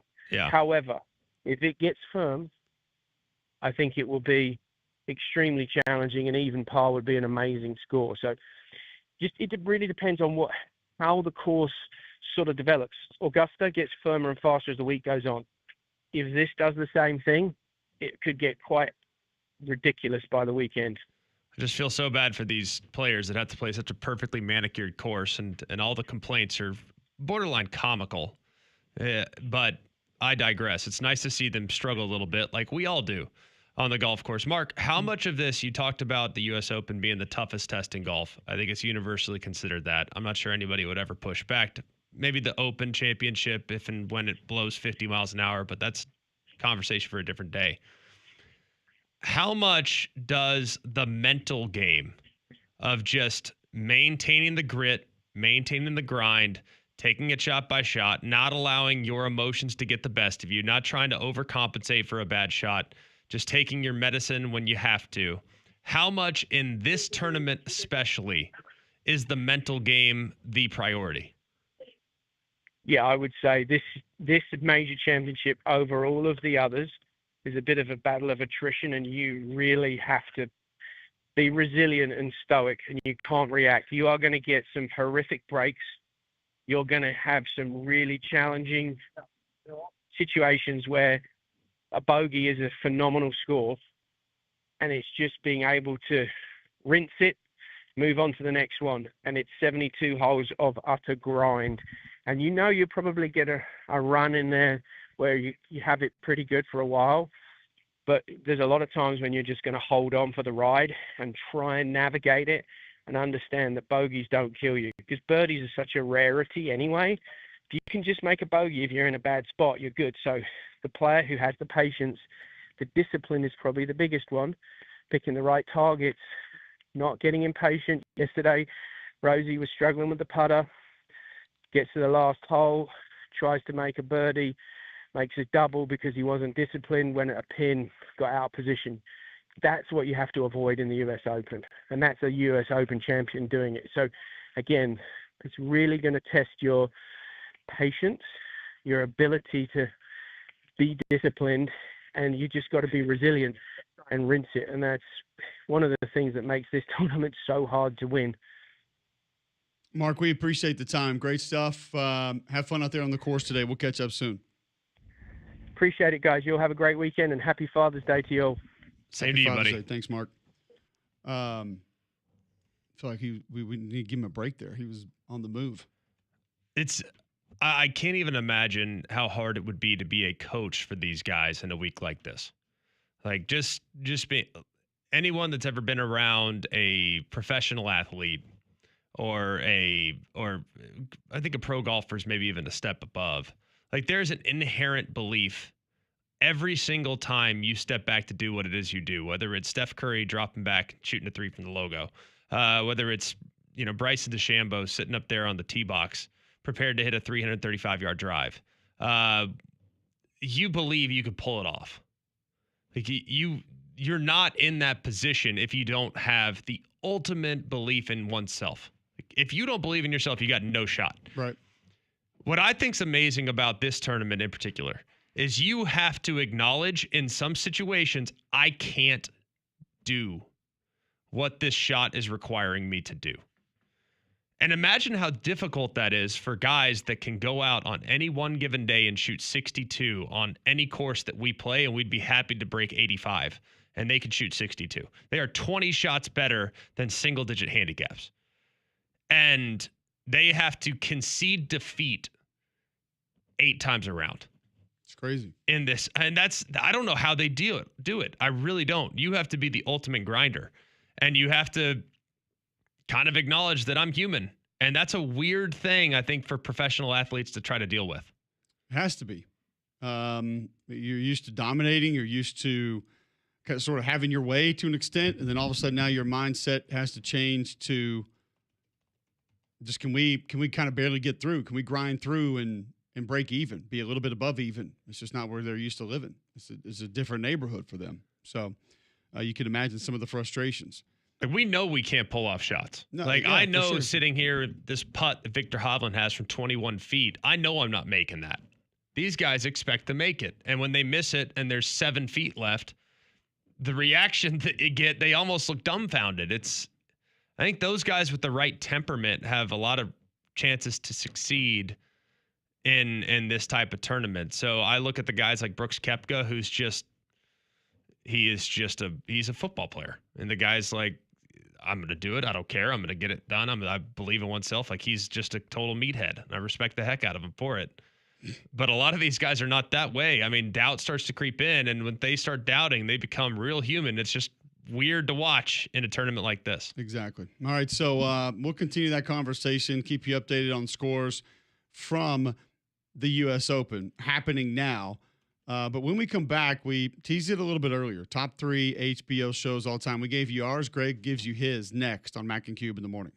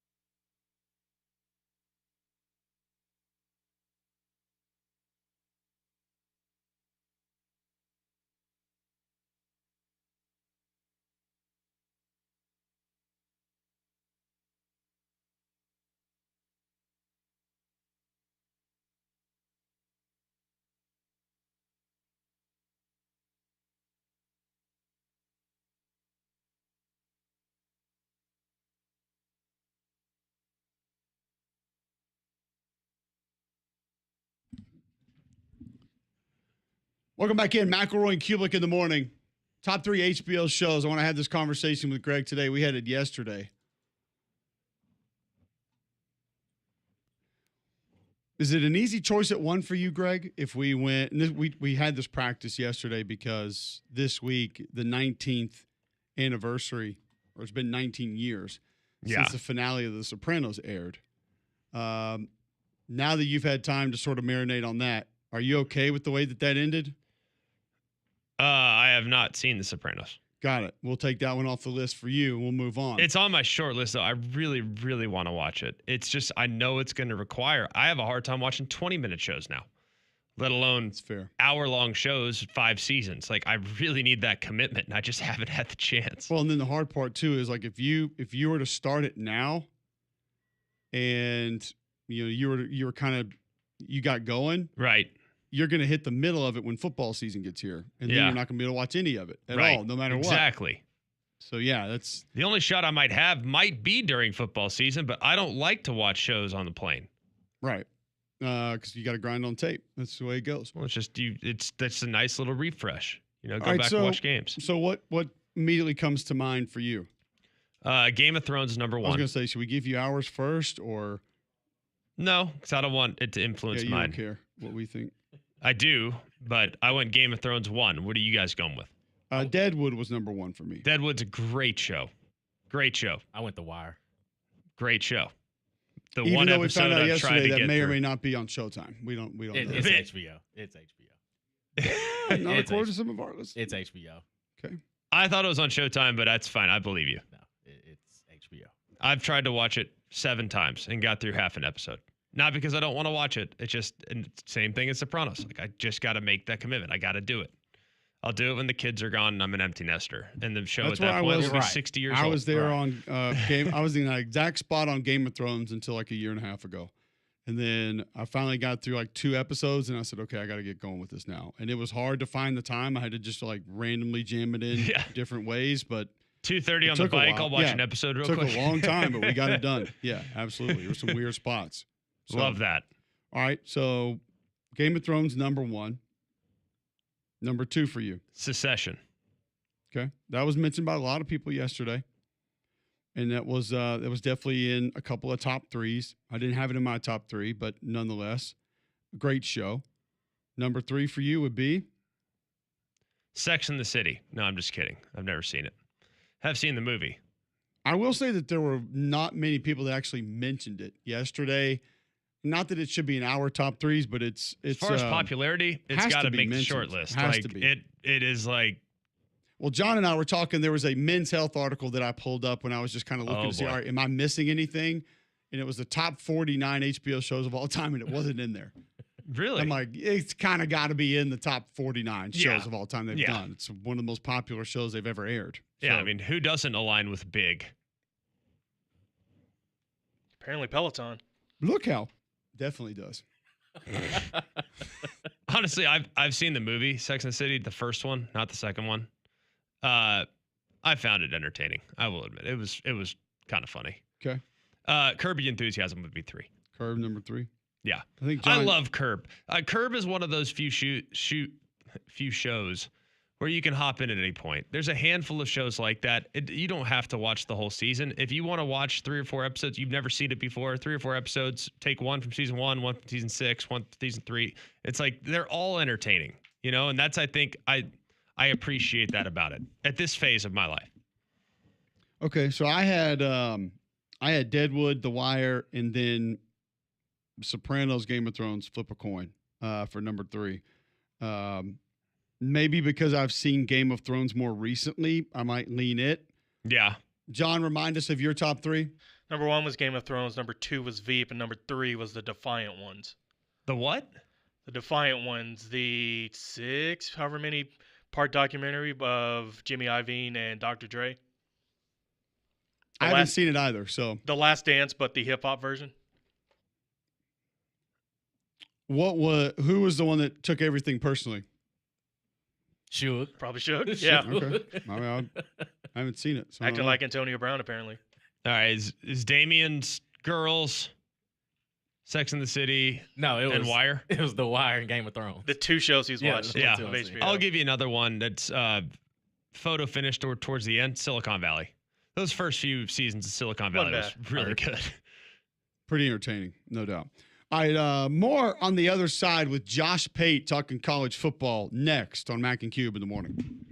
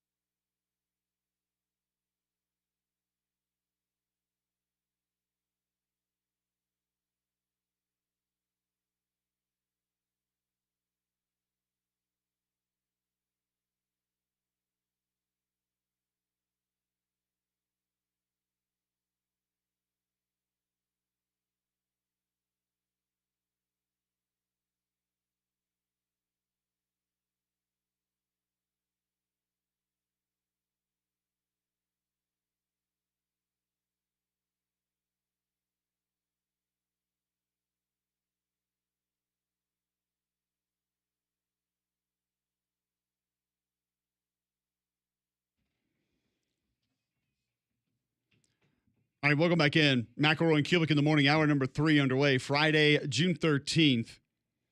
Going to continue to move along and talk more college football as we went through some of our most important players in the Southeastern Conference. That turned into national conversation of most important players, most difficult players to replace. We can continue some of that conversation as well. Before we move on, I got to tell you about Gusty Ghouls and the Gusty Ghouls Group. If you're looking to get into a new home, easy way to do it right now. Call 205-542-1996. Gusty Ghouls Group, brokered by eXp Realty. Over 855 star Google reviews. Just go Google them for yourself. See what people are saying. Or go to GustyGhoulsGroup.com. You see a lot of different ways they can help you out, including a button at the top right of the page. Smash that button. Very little information. Find out what they think your home is worth. They've served more than 3,000 home buyers and sellers in the greater Birmingham area, including family members of mine. Call the Gusty Ghouls Group today, 205-542-1996, and start packing. Josh Pate joining us now on the Higginbotham Hotline, fresh off of his honeymoon. How was the trip? How was the honeymoon? Are you back to normal? I don't even know what normal was. I'm back, and then the period in the sentence comes there. I did leave the country for the first time, so that was an experience, and I was very, very shaken / made aware by horror stories on the internet. Are we okay? Is everything No, we're good shaking here too. It was the second time that during the show this morning that the fire alarm has gone off. So I don't know what the protocol is. Am I allowed to keep talking? yeah, we're going to battle through it. We're not Okay. leaving. We don't leave the show. No. Even if there's a fire, we're here. Get the women and children out. You guys are all right, though. Yeah. But yeah, it was good. I highly recommend St. Lucia. The thing about scenery is I didn't really know what like elite screensaver background-ish scenery was like until I went down there. Now I get it. Now I understand the hype. I think it makes perfect sense. Congratulations, man. Happy for you. No, you guys had a blast. Cole came back, and we spent most of the Monday show talking about the nuptials. So very excited for y'all, and know that you guys are going to have an awesome life together. But help us understand a little bit. How'd you land on St. Lucia? Like, what was it about St. Lucia that had you drawn? It's kind of a spin the globe, point the finger type deal. We landed in Moscow first. I said, nah, probably a second or third trip. We're not going to go there first. So then backup spin with St. Lucia. No, it was, I always kind of wanted to go somewhere in the Caribbean, somewhere down there. And it was just basically word of mouth. A couple of coaches, actually, that have ventured beyond Destin and 30A, which frankly, most college football coaches never do. But a few of them actually went beyond Destin, and a couple of them had gone there to St. Lucia and gave it, or let me rephrase, their wives gave it the highest of recommendation. So we just basically copied and pasted a lot of coaching itineraries and trips that their families had made down there. And they actually halfway knew what they were talking about. It was really nice. And now, not only do you get like the scenery down there, but I'm back in Columbus this weekend for Father's Day. So not only have I had the scenery of like St. Lucia and the Caribbean, but now I'm standing on the banks of the Chattahoochee River. Some would argue like 1A, 1B, best scenic spots to be in the entire world. Yeah, we just a lot more bugs you got to deal with there than you had to deal with probably in St. Lucia. But either way, we were talking most irreplaceable players in the Southeastern Conference this upcoming season. We went by team. If you were to just go individually, is there a player, 2-3 players that stick out for you more than anybody else? I don't know what in the world South Carolina is without Lenore Sellers. I would assume he's way up there. I would assume Lagway is way up there. Trying to go non-quarterback. We tried that nationally, and it's not an easy thing to do. There's not a lot of guys. If you're thinking about star players, you're thinking about like Jeremiah Smith. Okay, he's not irreplaceable. He's irreplaceable in the sense that no one else could probably do what he does. But if I remove him from Ohio State today, if he retires from football, Ohio State is still one of the favorites to win that conference and beyond. So trying to think off the top of my head. I am really high on Damon Williams as a quarterback at Washington. Like, I just think he's going to be a breakout player this year. And he would be one kind of more off the radar if you don't like really hardcore pay attention to the game that I would insert there. But outside of that, no, I don't. Jeremiah Love at Notre Dame, but if I removed him, I still trust the collective of that roster to get the job done. So I'm not sure where I'd go there. Yeah, I think it has to be quarterback, and kind of, I'm not sure a real capable argument can be made in other places. Looking at, we've talked a little bit about Arch Manning earlier, kind of in a roundabout way with this conversation, and it's almost like if you have any questions whatsoever, and he's not a top 2 or 3 quarterback in the country going into the season, you're taking crazy pills. I'm kind of amazed at the coverage. I think there's almost like a media pressure to suggest that this guy is your Heisman winner without even ever taking a real meaningful snap against real competition. No disrespect to the teams he played against last year, but why is the coverage with him so different? I think he's going to be great, but I don't know that with 100% certainty yet. Where do you stand right now? Yeah, so my opinion it sounds like my opinion mirrors yours. And yet, the same thing's happening with Drew Aller at Penn State, although Drew's played multiple years. But if you're doing your quarterback rankings this time of year, if you're doing a comparative listing of anybody at that position this time of year, and you put Arch Manning or Drew Aller really high up, it's like you get inundated. So I'm going on the other side of the coin than you did. You get inundated if you do put them high up there, because there is not a consensus either way on them. And my pushback is, like, if I put Arch Manning 1, 2, or 3, or wherever I put him in my SEC quarterback rankings, and everyone says, oh, that's crazy, he hasn't proven anything. I say, well, first off, these rankings are based on my expectation for this year. In college football, a lot of guys haven't proven a lot. It's the nature of college football. And then part B is, all right, if you think it's crazy in an expected category, like a predictive category, to have Arch Manning top 3, or in the Big Ten have Drew Aller number 1, well, could you please show me, like, the slam dunk definitive names that you are 100% confident are better than those guys? It's okay if someone comes at me and says, ooh, Arch Manning, man, I don't know, but yeah, to each his own. But that's not the response you get. The response you get is, if you rank him 5th, like you just said, you're going to have a crowd that says, you're crazy, he's going to be a Heisman contender this year. And if you put him number 1, you got the other side who says, he hasn't proven a thing. What are you talking about? And I'm like, I know that. And this is not a year, by the way, in college football. I don't know if people are paying attention. This is not a year we're coming into where we've got Trevor Lawrence out there, and we got Tua out there, and there are these established superstars, slam dunk future top 5, top 10 picks.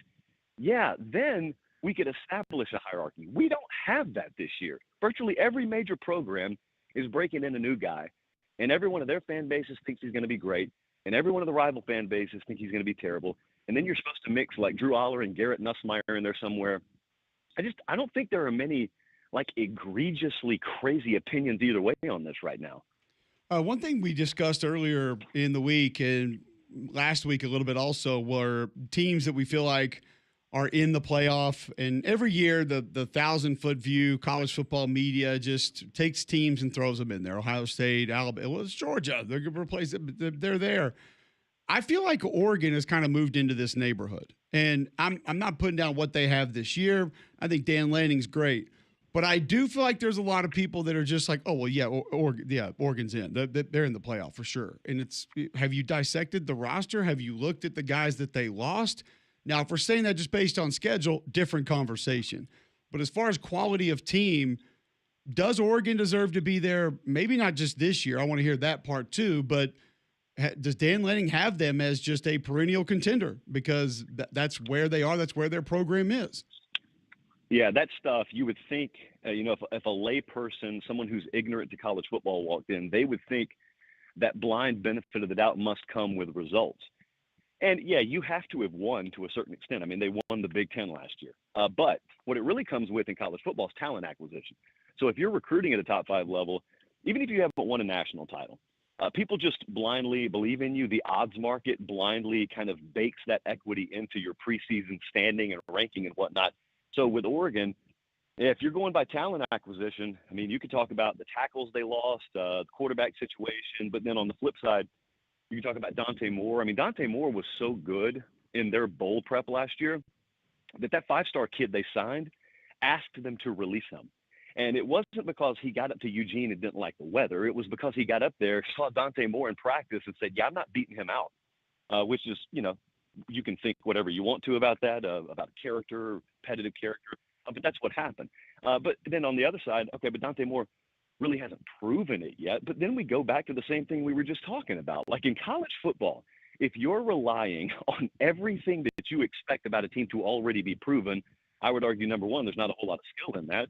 It's already happened. It's easy to point it out. But number two, disproportionately, your good teams are going to be sending guys to the draft every year, thus relying on unproven backfills. Georgia's there all the time. Bama's there all the time. The question you're kind of asking, and I think it's a fair one, is, I mean, has Oregon have they entered that territory? And I would say apples to apples, no. Like, they haven't done what Ohio State's done yet. They haven't done what, Bama and Georgia have done. But then the other side of that, and I think I've presented like 5 sides here, but the other side of that is, are there elite teams anymore? Are there elite rosters anymore? Like, is there that true Goliath out there that you would have to backfill and like rebuild for 2 years to even hope to match? I don't think it's there. I think it's a lot of pretty good to really good rosters.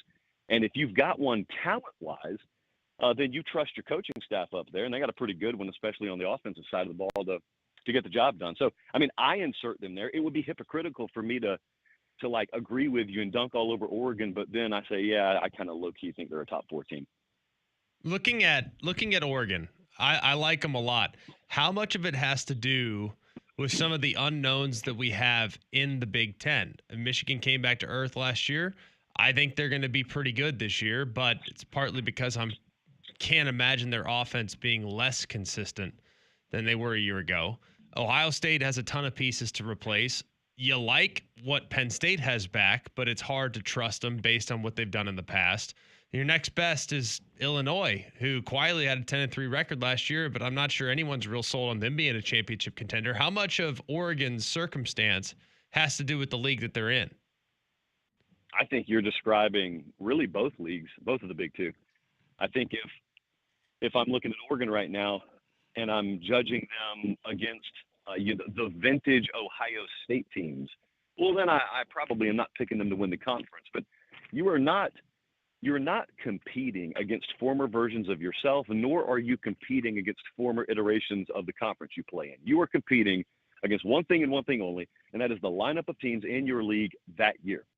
That's why back in the day, all the time, Bama would go win a national championship, and everyone would be talking about, oh man, they got to replace all these starters. How are they going to do this? How are they going to do that? This team doesn't measure up to the previous year's team. But yeah, the previous year's team was beating everyone by 35, so maybe they don't need to be as good as last year. And secondly, they're not competing against last year's version of Bama. They're competing against like Ole Miss and Tennessee this year. Oregon's the same way. And that kind of goes back to the quarterback conversation we were having, just in a different vein. It's like if anyone thinks it's crazy to believe Oregon could win this thing and repeat in the Big Ten and go grab a high seed, well, okay, show me the teams that are definitively going to be better than them. You can't just scream overrated. But then when I ask, well, what are they rated? You say, oh, I guess they should still be top 3, but they're just unproven. Well, you're talking in circles at that point. Everyone's unproven. That's kind of low-key what we love about this sport, historically speaking. Speaking of overrated, a lot of folks have chimed in on their top 3 HBO shows all time. Would you like to chime in with yours? Yeah, so probably it's good that I listened to some of the show yesterday. It's good that I spoke to you at a fair length yesterday because I needed to know which shows have been thrown out there. And now, full disclosure, like I told you, I have not watched Deadwood. I have not seen Chernobyl. So there are a lot of these that are incomplete for me. But one of the shows that is my favorite that I've watched like in the past 10 years is Barry. I didn't watch it when it aired, though. So I watched it, just binged it like last year, and I did not know it aired on HBO. So I didn't immediately think Barry yesterday when you guys were talking about this. Barry is one of my top 3 shows of all time ever. Wow. So it's a top 3 Even with that HBO final show. season, that final season was atrocious, but the first 2 seasons incredible. All right. This is and I want you to remember, because I don't tell you this often, that is a great follow-up. But you got to define how you're judging these shows. Like, what show goes elite wire to wire? Any of them. If I'm talking House of Cards is phenomenal. The Wire did. The Wire, so this is another one of those things where like people just laugh at me because I still have to watch The Wire.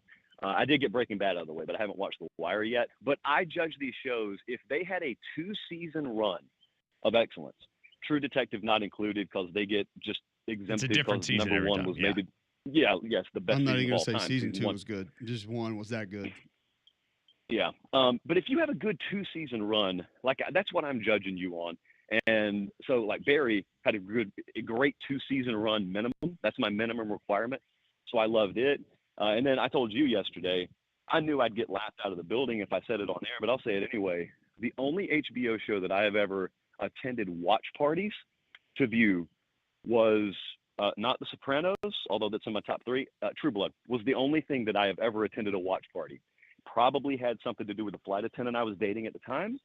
But regardless of circumstance, True Blood was, I thought, a pretty good show as vampire dramas go. Was there dress up involved? It was a they thing. It was not a me thing. But yes, there was unfortunately dress up involved. Was there reenacting of things that took place at the watch party? There was a lot of activity at the watch party. I don't know if reenactments necessarily for some of them. Look, this was the Were early. you Team 20s Edward or in Team City, Jacob? Alabama. I didn't ever watch any of the other vampire stuff. It was only True Blood, so I don't even know anything about Twilight. I just know that those are characters. Oh, from there you go. Well, Twilight. you knew though. Was it like a we're gonna serve red wine so you like act like you're drinking blood? Yes. Not Yeah. only that, but we served them in chalices, which gave birth to the entire theme of Chalice. the chalice of supremacy that I use on my Wow. show now. Yeah, Wow. that's a never before told story, and I would appreciate if we burn the tapes after we finish this. I think that would probably be acceptable for most folks. So appreciate the time. There was one other thing you and I talked about yesterday I wanted to get your thoughts on, and I got to ask Greg about this too when we're done. You and I discussed this tweet from John Wilner yesterday. Now, he has a story attached. The Big Ten has a significant structural advantage over the SEC in the age of legitimate NIL. He does parentheses, if there is an age of legitimate NIL. Our dive into the data and its application. Would you agree with that the Big Ten has significant structural advantage? That's all he goes with now, just structural advantage over the SEC, moving to revenue sharing, and then I guess what he would include as legit or real NIL there moving forward. Yeah, get you some of that. It isn't like the two of you waking up in the morning with a brown paper sack of cash on your front lawn. This is legitimate NIL. That's right. This is major media markets. This is, and I'm switching to real mode for a second.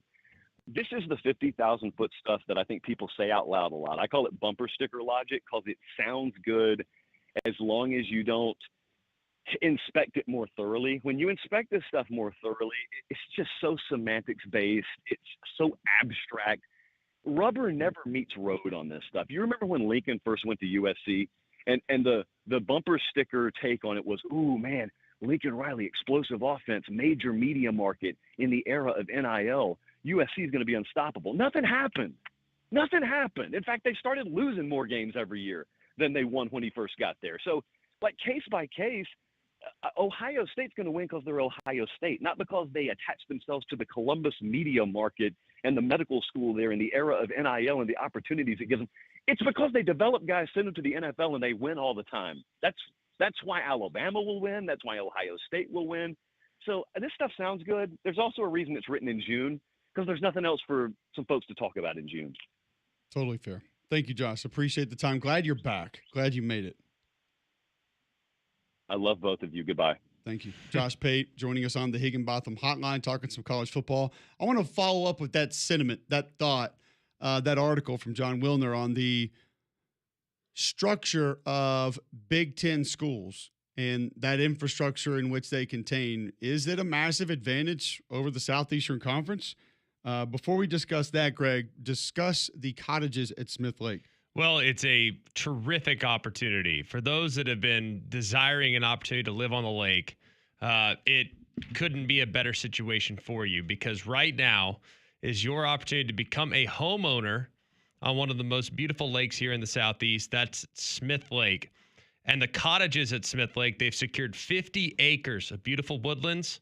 It's on the west side of the lake, and it's the area's first and only tiny home community. They also have secured gate access. You'll enjoy community amenities like a boat ramp, community docks, walking trails, lakefront picnic area, saltwater pool, and more. It's all golf cart friendly. It's all walkable, and there's 120 home sites with stunning lake views to pick from. There's 6 unique custom cottage models for your perfect dream lake home, and the grand opening is June 21st. So you make sure, mark that in your calendar. That's 8 days from now. That's the grand opening. This will be a tremendous opportunity to get on the lake at a reasonable price point. Lake opportunities have kind of gone out by the wayside for many. This is the one for you. We're raising our kids at the lake. We love the lake experience. We know you will as well. So go and check out, to learn more, the cottages at smith.com. That's the cottages at smith.com, or you can call them at 256-747-7459. All right, we'll discuss the infrastructure of Big Ten versus SEC schools next on Mac and Cube in the morning.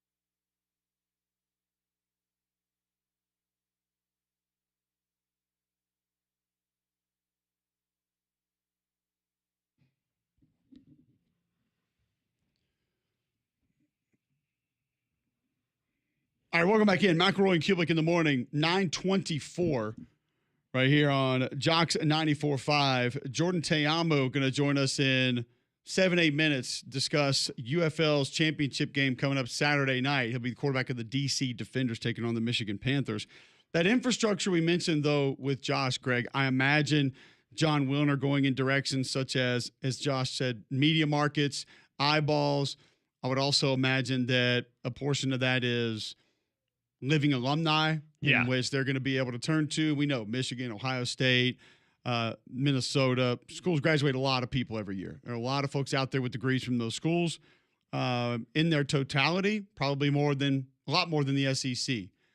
The way that I would counter that, though, is and you'll use that from a marketing perspective to say, oh, Rutgers has a top 3 media market in the country in their backyard. Correct. How much coverage do they get there? And if you're going to market something, a product, let's say, are you only interested in the amount of people that it touches? I know that's a big part of it, but would you not say that the percentage of people who are more likely to support that product because of that person also comes into play? Where I think the SEC, and not that you could really prove that from a numbers perspective, would most likely be able to counter that to say, well, yeah, but our fans are more passionate. Our fans care more. They're going to support more, support harder than maybe the 20, 30% more fans that you guys have because of the markets that you're more involved in. Well, let's just call it what it is for a second. It's a little bit of, big city superiority. I don't think there's anything wrong with that, by the way. I think that's just a natural occurrence that if you are in close proximity to big cities and or you're in population dense communities, then I can understand why they would think that structurally they would have more advantages. I think the operative word, though, is that structurally. What does that mean? That mean they have more people employed to handle what the NIL world might look like? I mean, when I think structure, I think of an organization. Are you suggesting that the SEC is not organized when it comes to NIL? I mean, that's what I'm having a hard time understanding. I'm not saying John Wilner's not correct. I'm just saying I don't know if I necessarily understand what he's talking about.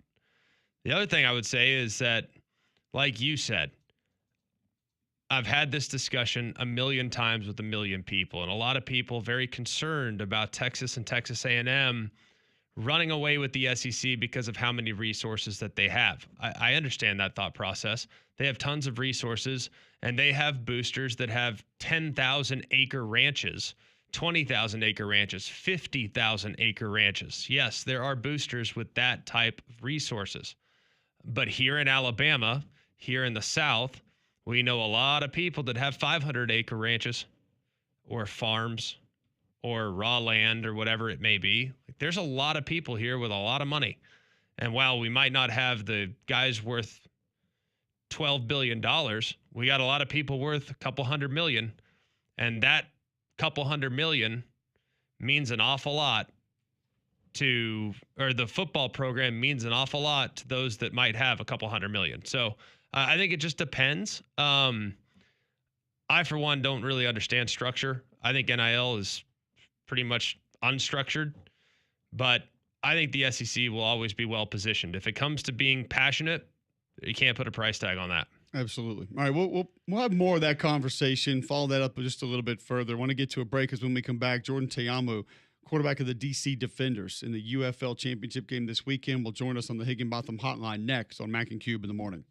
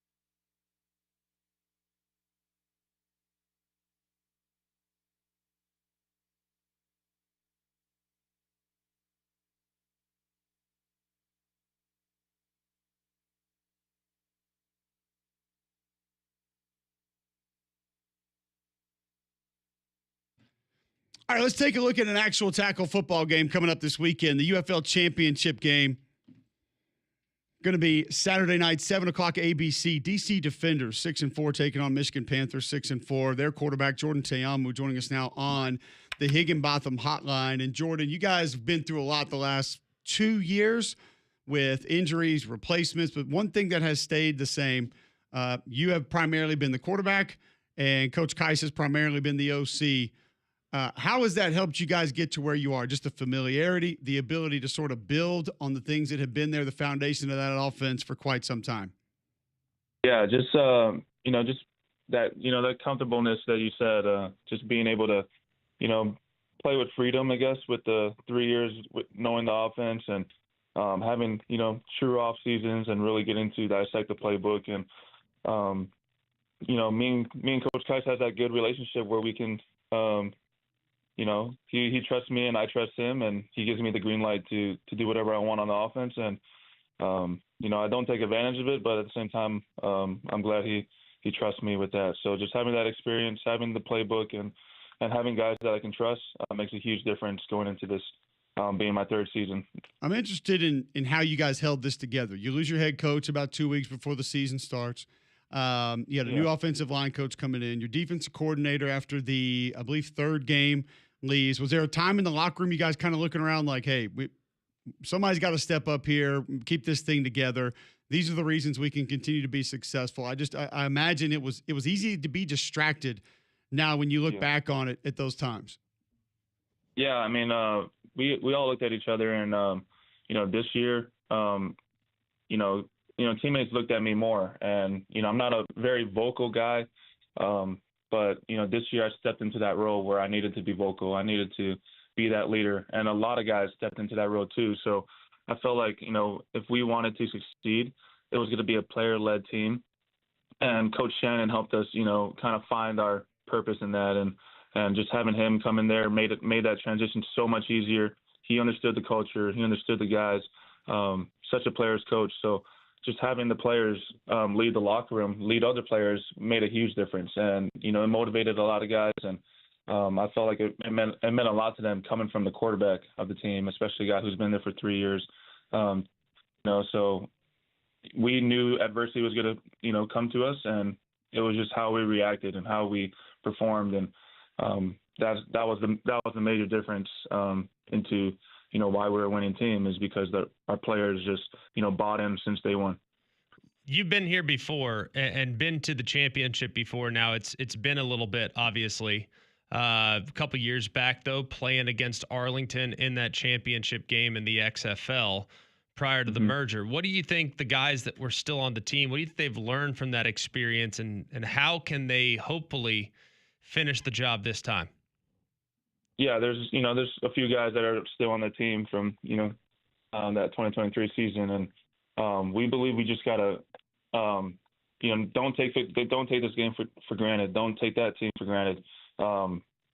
Play every snap like it's our last. And 2 years ago, we started off slow. And, going into this week, our mentality was to start fast and finish faster and just to score points. And, that's kind of our mentality every week, but it's going to make a huge difference when we get on top early this week. And I think, all our guys are bought in. We said this is a business trip. We got here a day early in St. Louis, and, all the distractions and stuff, like, we're not worried about that. We're worried about this game, and we can celebrate after. We can do whatever we want after, but if we lock in for this very moment, for this very game, and don't let the distractions bother us, we'll be okay.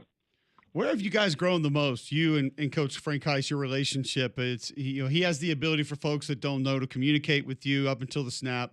It's a little bit different than in the NFL. Obviously, you said you're not the most outspoken guy, but you have to communicate with him. You're able to utilize iPads on the sideline. What's most different maybe now heading into this championship game than it was when you two started 3 years ago? I would say just the growth. I've been able to grow, not only just as a player, just being able to, see defense a lot faster, and, we can really open up the playbook with me knowing a lot. So, that makes a huge difference than, season one. And, having this, like we game plan a lot more, and me and him talk every day after practice, before practice, during practice, and just to make sure everything's right and everything feels comfortable, not only for me but for him too, to call that play. But having that communication always on the sideline as well makes a huge difference, and I feel like we're reading each other's minds. So his brain moves faster than he can speak, so sometimes I even finish his sentences or finish his plays. So it's a good thing to have. Looking at this group that you're playing against this week, obviously great along the defensive line. Their quarterback has been great at times for them this year when he's been available. What can you tell us about your study of what Michigan brings to the table? Yeah, Michigan is a sound, disciplined team. They're a bend not break team. They have a great defensive line, and then great secondary to back them up. And they like to keep a lot of things in front of them. And as their offense, quarterback, Bryce Perkins, he's strong, athletic dude. He can run around and he can throw the rock. So just being able to contain him, and that would be huge for our defense. And then as an offense going against their defense, we just got to take what they give me. Just stick to the basics. Let's see if we can spread the field with them and make them run left and right, tire out their D linemen, and then take shots when it's available. Jordan So Teamu, start with the football. Jordan Teamu, quarterback for the DC Defenders, is going to be in the UFL championship game Saturday night. What do people need to know about your defense that maybe they don't know? You see them in practice every day. What aspect of that group maybe doesn't get enough talk? All around, they're so destructive. They're fly around guys. I mean, our D line is scary. I mean, they talk about Michigan's D line, but I think our D lines. I mean, we got two guys in the sack leaderboard. So just those guys just on the edges, and having our guys like Joe Wallace on the inside, very, very smart dude, and knows how to get to the quarterback. So, and then our secondary, they fly around. They're fast. They're smart. They know how to communicate.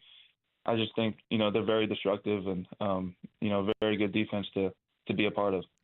Obviously, protecting the football, third down, red zone, all those things are massive this week. But if you were to kind of boil it down to one specific key that your coaching staff has been harping on, what would you say that is? Staying ahead of the chains, having good first and second downs, living in the third and short world instead of the third and long. Yeah, I think that's something that most people are going to be on board with. And you guys have the coach of the year. You have the offensive coordinator of the year. What is it about this staff, after being retooled a little bit, reworked a little bit, that has been able to keep you guys as successful as they have, top to bottom? It's just the leadership. When Coach Barlow left, how Coach Shannon stepped in, and how everyone bought into Coach Shannon, and how he kind of grabbed everyone's attention since day one, and really stood by our side through everything, through all the adversity, and then also just having the assistant coaches like Kais, and just our O-line coach, and just everyone. Just I don't know, we just have that. Everyone, we feel like a tight knit group, and not only the coaches, but like I said before, but the players that that stepped up to be leaders this season, made a huge difference to where we are today as a team. Well, Jordan, we appreciate you hopping on with us today. We're excited to watch the game on Saturday nights. Enjoy it, man. Thanks for hopping on, and good luck. Thank you guys so much. There you go. Jordan Teamu, former Ole Miss quarterback, now quarterback for the DC Defenders. And, Greg, you know that offense well. RPO offense with a lot of reads, a lot of different things that quarterback can do. He can manipulate play fakes, run the ball, pop passes. But the offensive line's been healthy this year, so the run game's been totally different than it was a season ago. It represents one more that you saw 2 years ago covering this football team, and the defense is going to give you a lot of looks. Defense going to come at you in different ways. But on the flip side of that, like Jordan mentioned, you have a defense that's aggressive and a quarterback in Bryce Perkins, who we spoke to yesterday, that has been very slippery, has been able to keep a lot of plays going, even admitting to us that he closes his eyes when he gets near contact.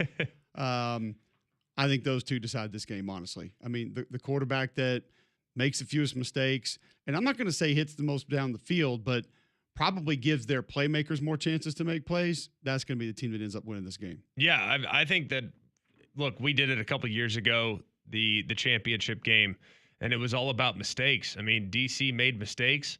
Arlington did not. That was in the XFL world. If you look at the last couple times that the Stallions have went on to win in the championship game, it was a mistake or two here or there that ultimately gave them the edge and the advantage. So I think really in championship games here in these leagues, these spring leagues, it's almost exclusively about mistake avoidance. And that's easy to say, and hey, don't make mistakes, you'll be fine. Yeah, but I mean, it's hard to do that, to be honest with you. There's no doubt. I will say this, too. A part of the Michigan team doesn't get a lot of run. That defensive line is really good. And they got Breland Speaks back last week against Birmingham. So you would imagine another week of practice, another week of just getting reacclimated. He has an opportunity to make a big impact on this game. But the DC offensive line has been much better this year than they were a season ago. So a lot of different ways, a lot of different aspects as to where this game could go, how this game could go. I'm excited to watch it. I'll have it on Saturday night. It's going to be a fun watch. It's going to be fun to tune in. Speaking of what we will watch, we'll get to our Super Sofa Game of the Week on the other side. First, tell our listeners about Polar Bear Services. Well, Weston, the guys have been my go-to for a very long time. I always have a great experience when I'm with Weston. They just do a great job of making sure that everything that you ask them to do around your home is taken care of in a timely manner. They are so flexible, and they do a great job doing so many different things for your home. If something goes wrong, they're usually my first call. I mean, it's like HVAC system, perfect, I'll call them. Something with the electrical, perfect, I'll call them. Anything with plumbing, perfect, I'll call them. They've just become my go-to for pretty much anything that could go wrong in and around our home. And the hot weather's coming, we know that. So don't put it off. Get out in front of it and make sure everything is buttoned up with Polar Bear Services. Have them come out, have them check it out, have them make sure that everything is running smoothly, because you don't want your AC system stopping working when it's 100 degrees outside. So get out in front of it, proactively take care of it, and give my friends at Polar Bear Services a call. Remember, if there's a problem with your electrical, plumbing, heater, air, just pick up the phone and call the Bear. It's 205-497-BEAR. That's 497-BEAR. All right, Super Sofa Game of the Week when we come back next. McElroy and Cubelic in the morning.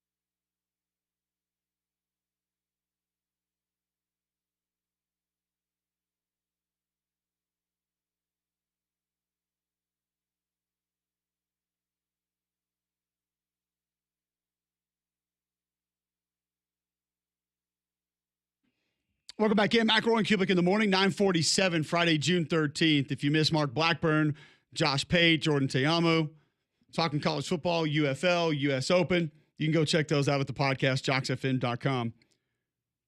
Watch on YouTube every morning as well.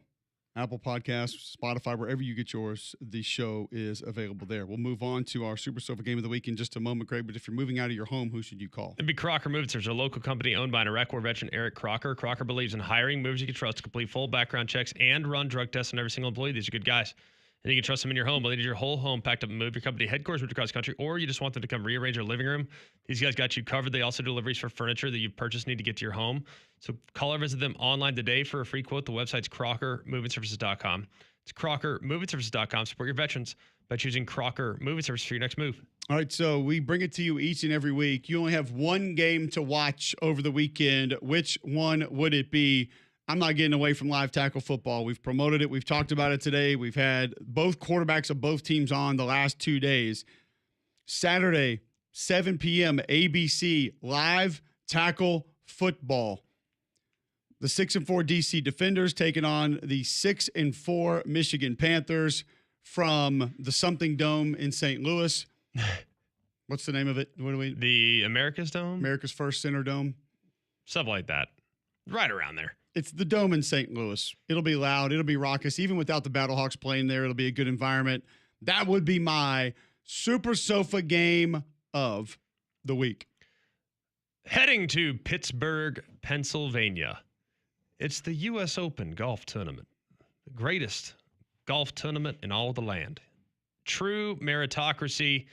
You play your way in. You have an opportunity to win it, just like Francis Ouimet won it 125 years ago. The game will pretty much be going on all day long. If you have Peacock, you can literally watch it until about 8 o'clock at night.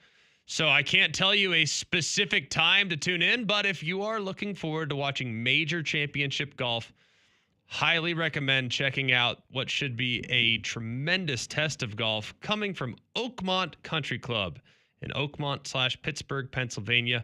It's all throughout the weekend on NBC, USA Network, and on Peacock. As for me, the NBA Finals have been a little more intriguing than expected. So give me Game 4 tonight, 7:30 ABC, between the Thunder and the Pacers. Pacers are up 2-1. I wouldn't be surprised if the Thunder even back up or if the Pacers go up 3-1. Either way, I think it's going to be a fantastic watch. So for me, Thunder, Pacers, Game 4, NBA Finals tonight, 7:30 ABC is my Super Sofa game of the weekend. And you can find your Super Sofa or furniture for the entire home at TD's Fine Furniture, now with a new closeout center that's open. Manufacturers discounted items are marked down 50% or more, plus everyday great deals throughout the store at TD's Fine Furniture in Summerton. The NBA Finals and the NHL Stanley Cup Finals have been unbelievable. Yeah. I mean, seriously unbelievable. I actually thought after this last night that was the direction that you were going to go, and that was going to be Lord Stanley's Cup. And what the puck? Maybe, but last night, Oilers-Panthers in overtime. This is how the series became tied. Brock calls it. Cross-ice pass. Draisaitl towards the net. Score! Leon Draisaitl in overtime. The Edmonton Oilers tie the series 2 games apiece. So, yeah, I thought you were going to go with that, but you decided to go U.S. Open either way. But still, like you said, a lot of good sports happening right now. U.S. Open, UFL Championship game. College World Series begins tonight. If you are interested in that, well, today, actually, you'll get College World Series at 2 o'clock. Arizona and Coastal Carolina. Tonight after that, Louisville, Oregon State. And then tomorrow, you get our SEC matchup. That will be LSU and Arkansas at 6, and then at 1 tomorrow, Murray State, UCLA. So one SEC team will advance at least past this first round. We know that with LSU and Arkansas going. Unfortunate that one will also be eliminated. But I'm interested in Murray State, kind of seeing what they can do. Coastal Carolina, kind of seeing what they can do. I think it's an intriguing field. I'm definitely going to be watching. And like you said, Stanley Cup Final has been great. NBA Finals, I don't think a lot of people gave the Pacers a shot, and now it looks like they're in control. And see what they can do this weekend as well, GMAC. Going to be a lot of good stuff on. But Super Sofa games of the week, we know where they're going to go. It's kind of amazing to watch the NBA, and I'm not like I don't know basketball XO that well. I mean, I can kind of tell every once in a while, especially, out of timeouts, inbound plays, things like that. But I just remember this. It feels so similar to 2011 when the Mavericks, led by Rick Carlisle, beat the Miami Heat. And of course, Rick Carlisle now is the coach of the Indiana Pacers, and he's just a mastermind. I mean, he just is so good and gets so many looks for his guys and is able to just kind of neutralize other aspects of the opposing team. It's really been fun to watch. So if you haven't watched it, highly recommend checking it out. It's a great tactical matchup between the two coaching staffs as well. So those will be some of the things happening over the weekend. One thing that could be happening for you is finding better health. And Game Day Men's Health wants to help you with that, can help you with that. If you're not getting sleep, if you feel on edge, if you lack energy, could be the effects of low testosterone. Maybe you just need to lose some weight and you want multiple different options for plans that can help you with that. Maybe the peptides that are now in stock at Game Day Men's Health for anti-aging, better sleep, appetite suppression, all can be found. Even achy joints, those peptides can help. They have different mixtures that can help you there at Game Day Men's Health. Do this. Go to GameDayMen'sHealth.com right now.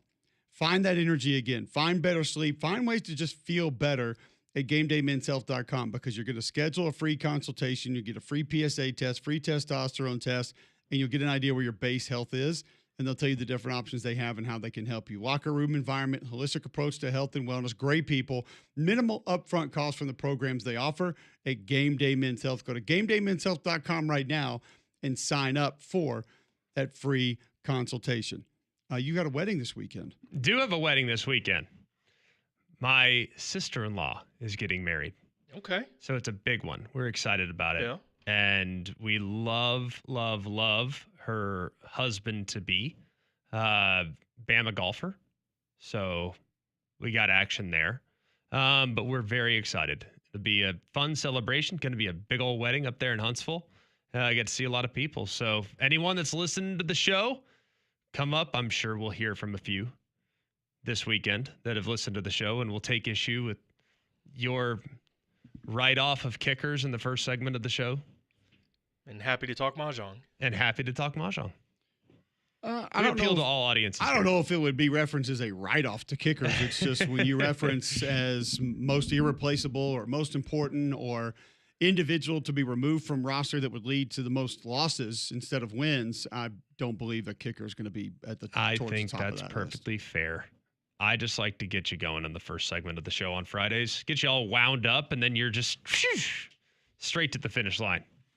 That's what we do here. Just pour kerosene on it. That's it. Well, have fun at your wedding this weekend. We'll be back Monday, recap some of the College World Series, recap that UFL championship game, maybe a little what the puck, maybe a little SEC football talk. Are you going to wear your Rangers jersey on Monday? It's a sweater. It's a kit. It is a sweater. Look at you. You are such a hockey guy. But more than anything, we'll recap the U.S. Open and how the greens were rolling and who was in the rough. Stimp meter. And whether or not the greens turned purple or blue, and if they're rolling at 18. If they are, I'm going to just be glued to the television on Sunday. It's going to take a long time for that bruise to heal. We're back Monday. 3-Man Front is next.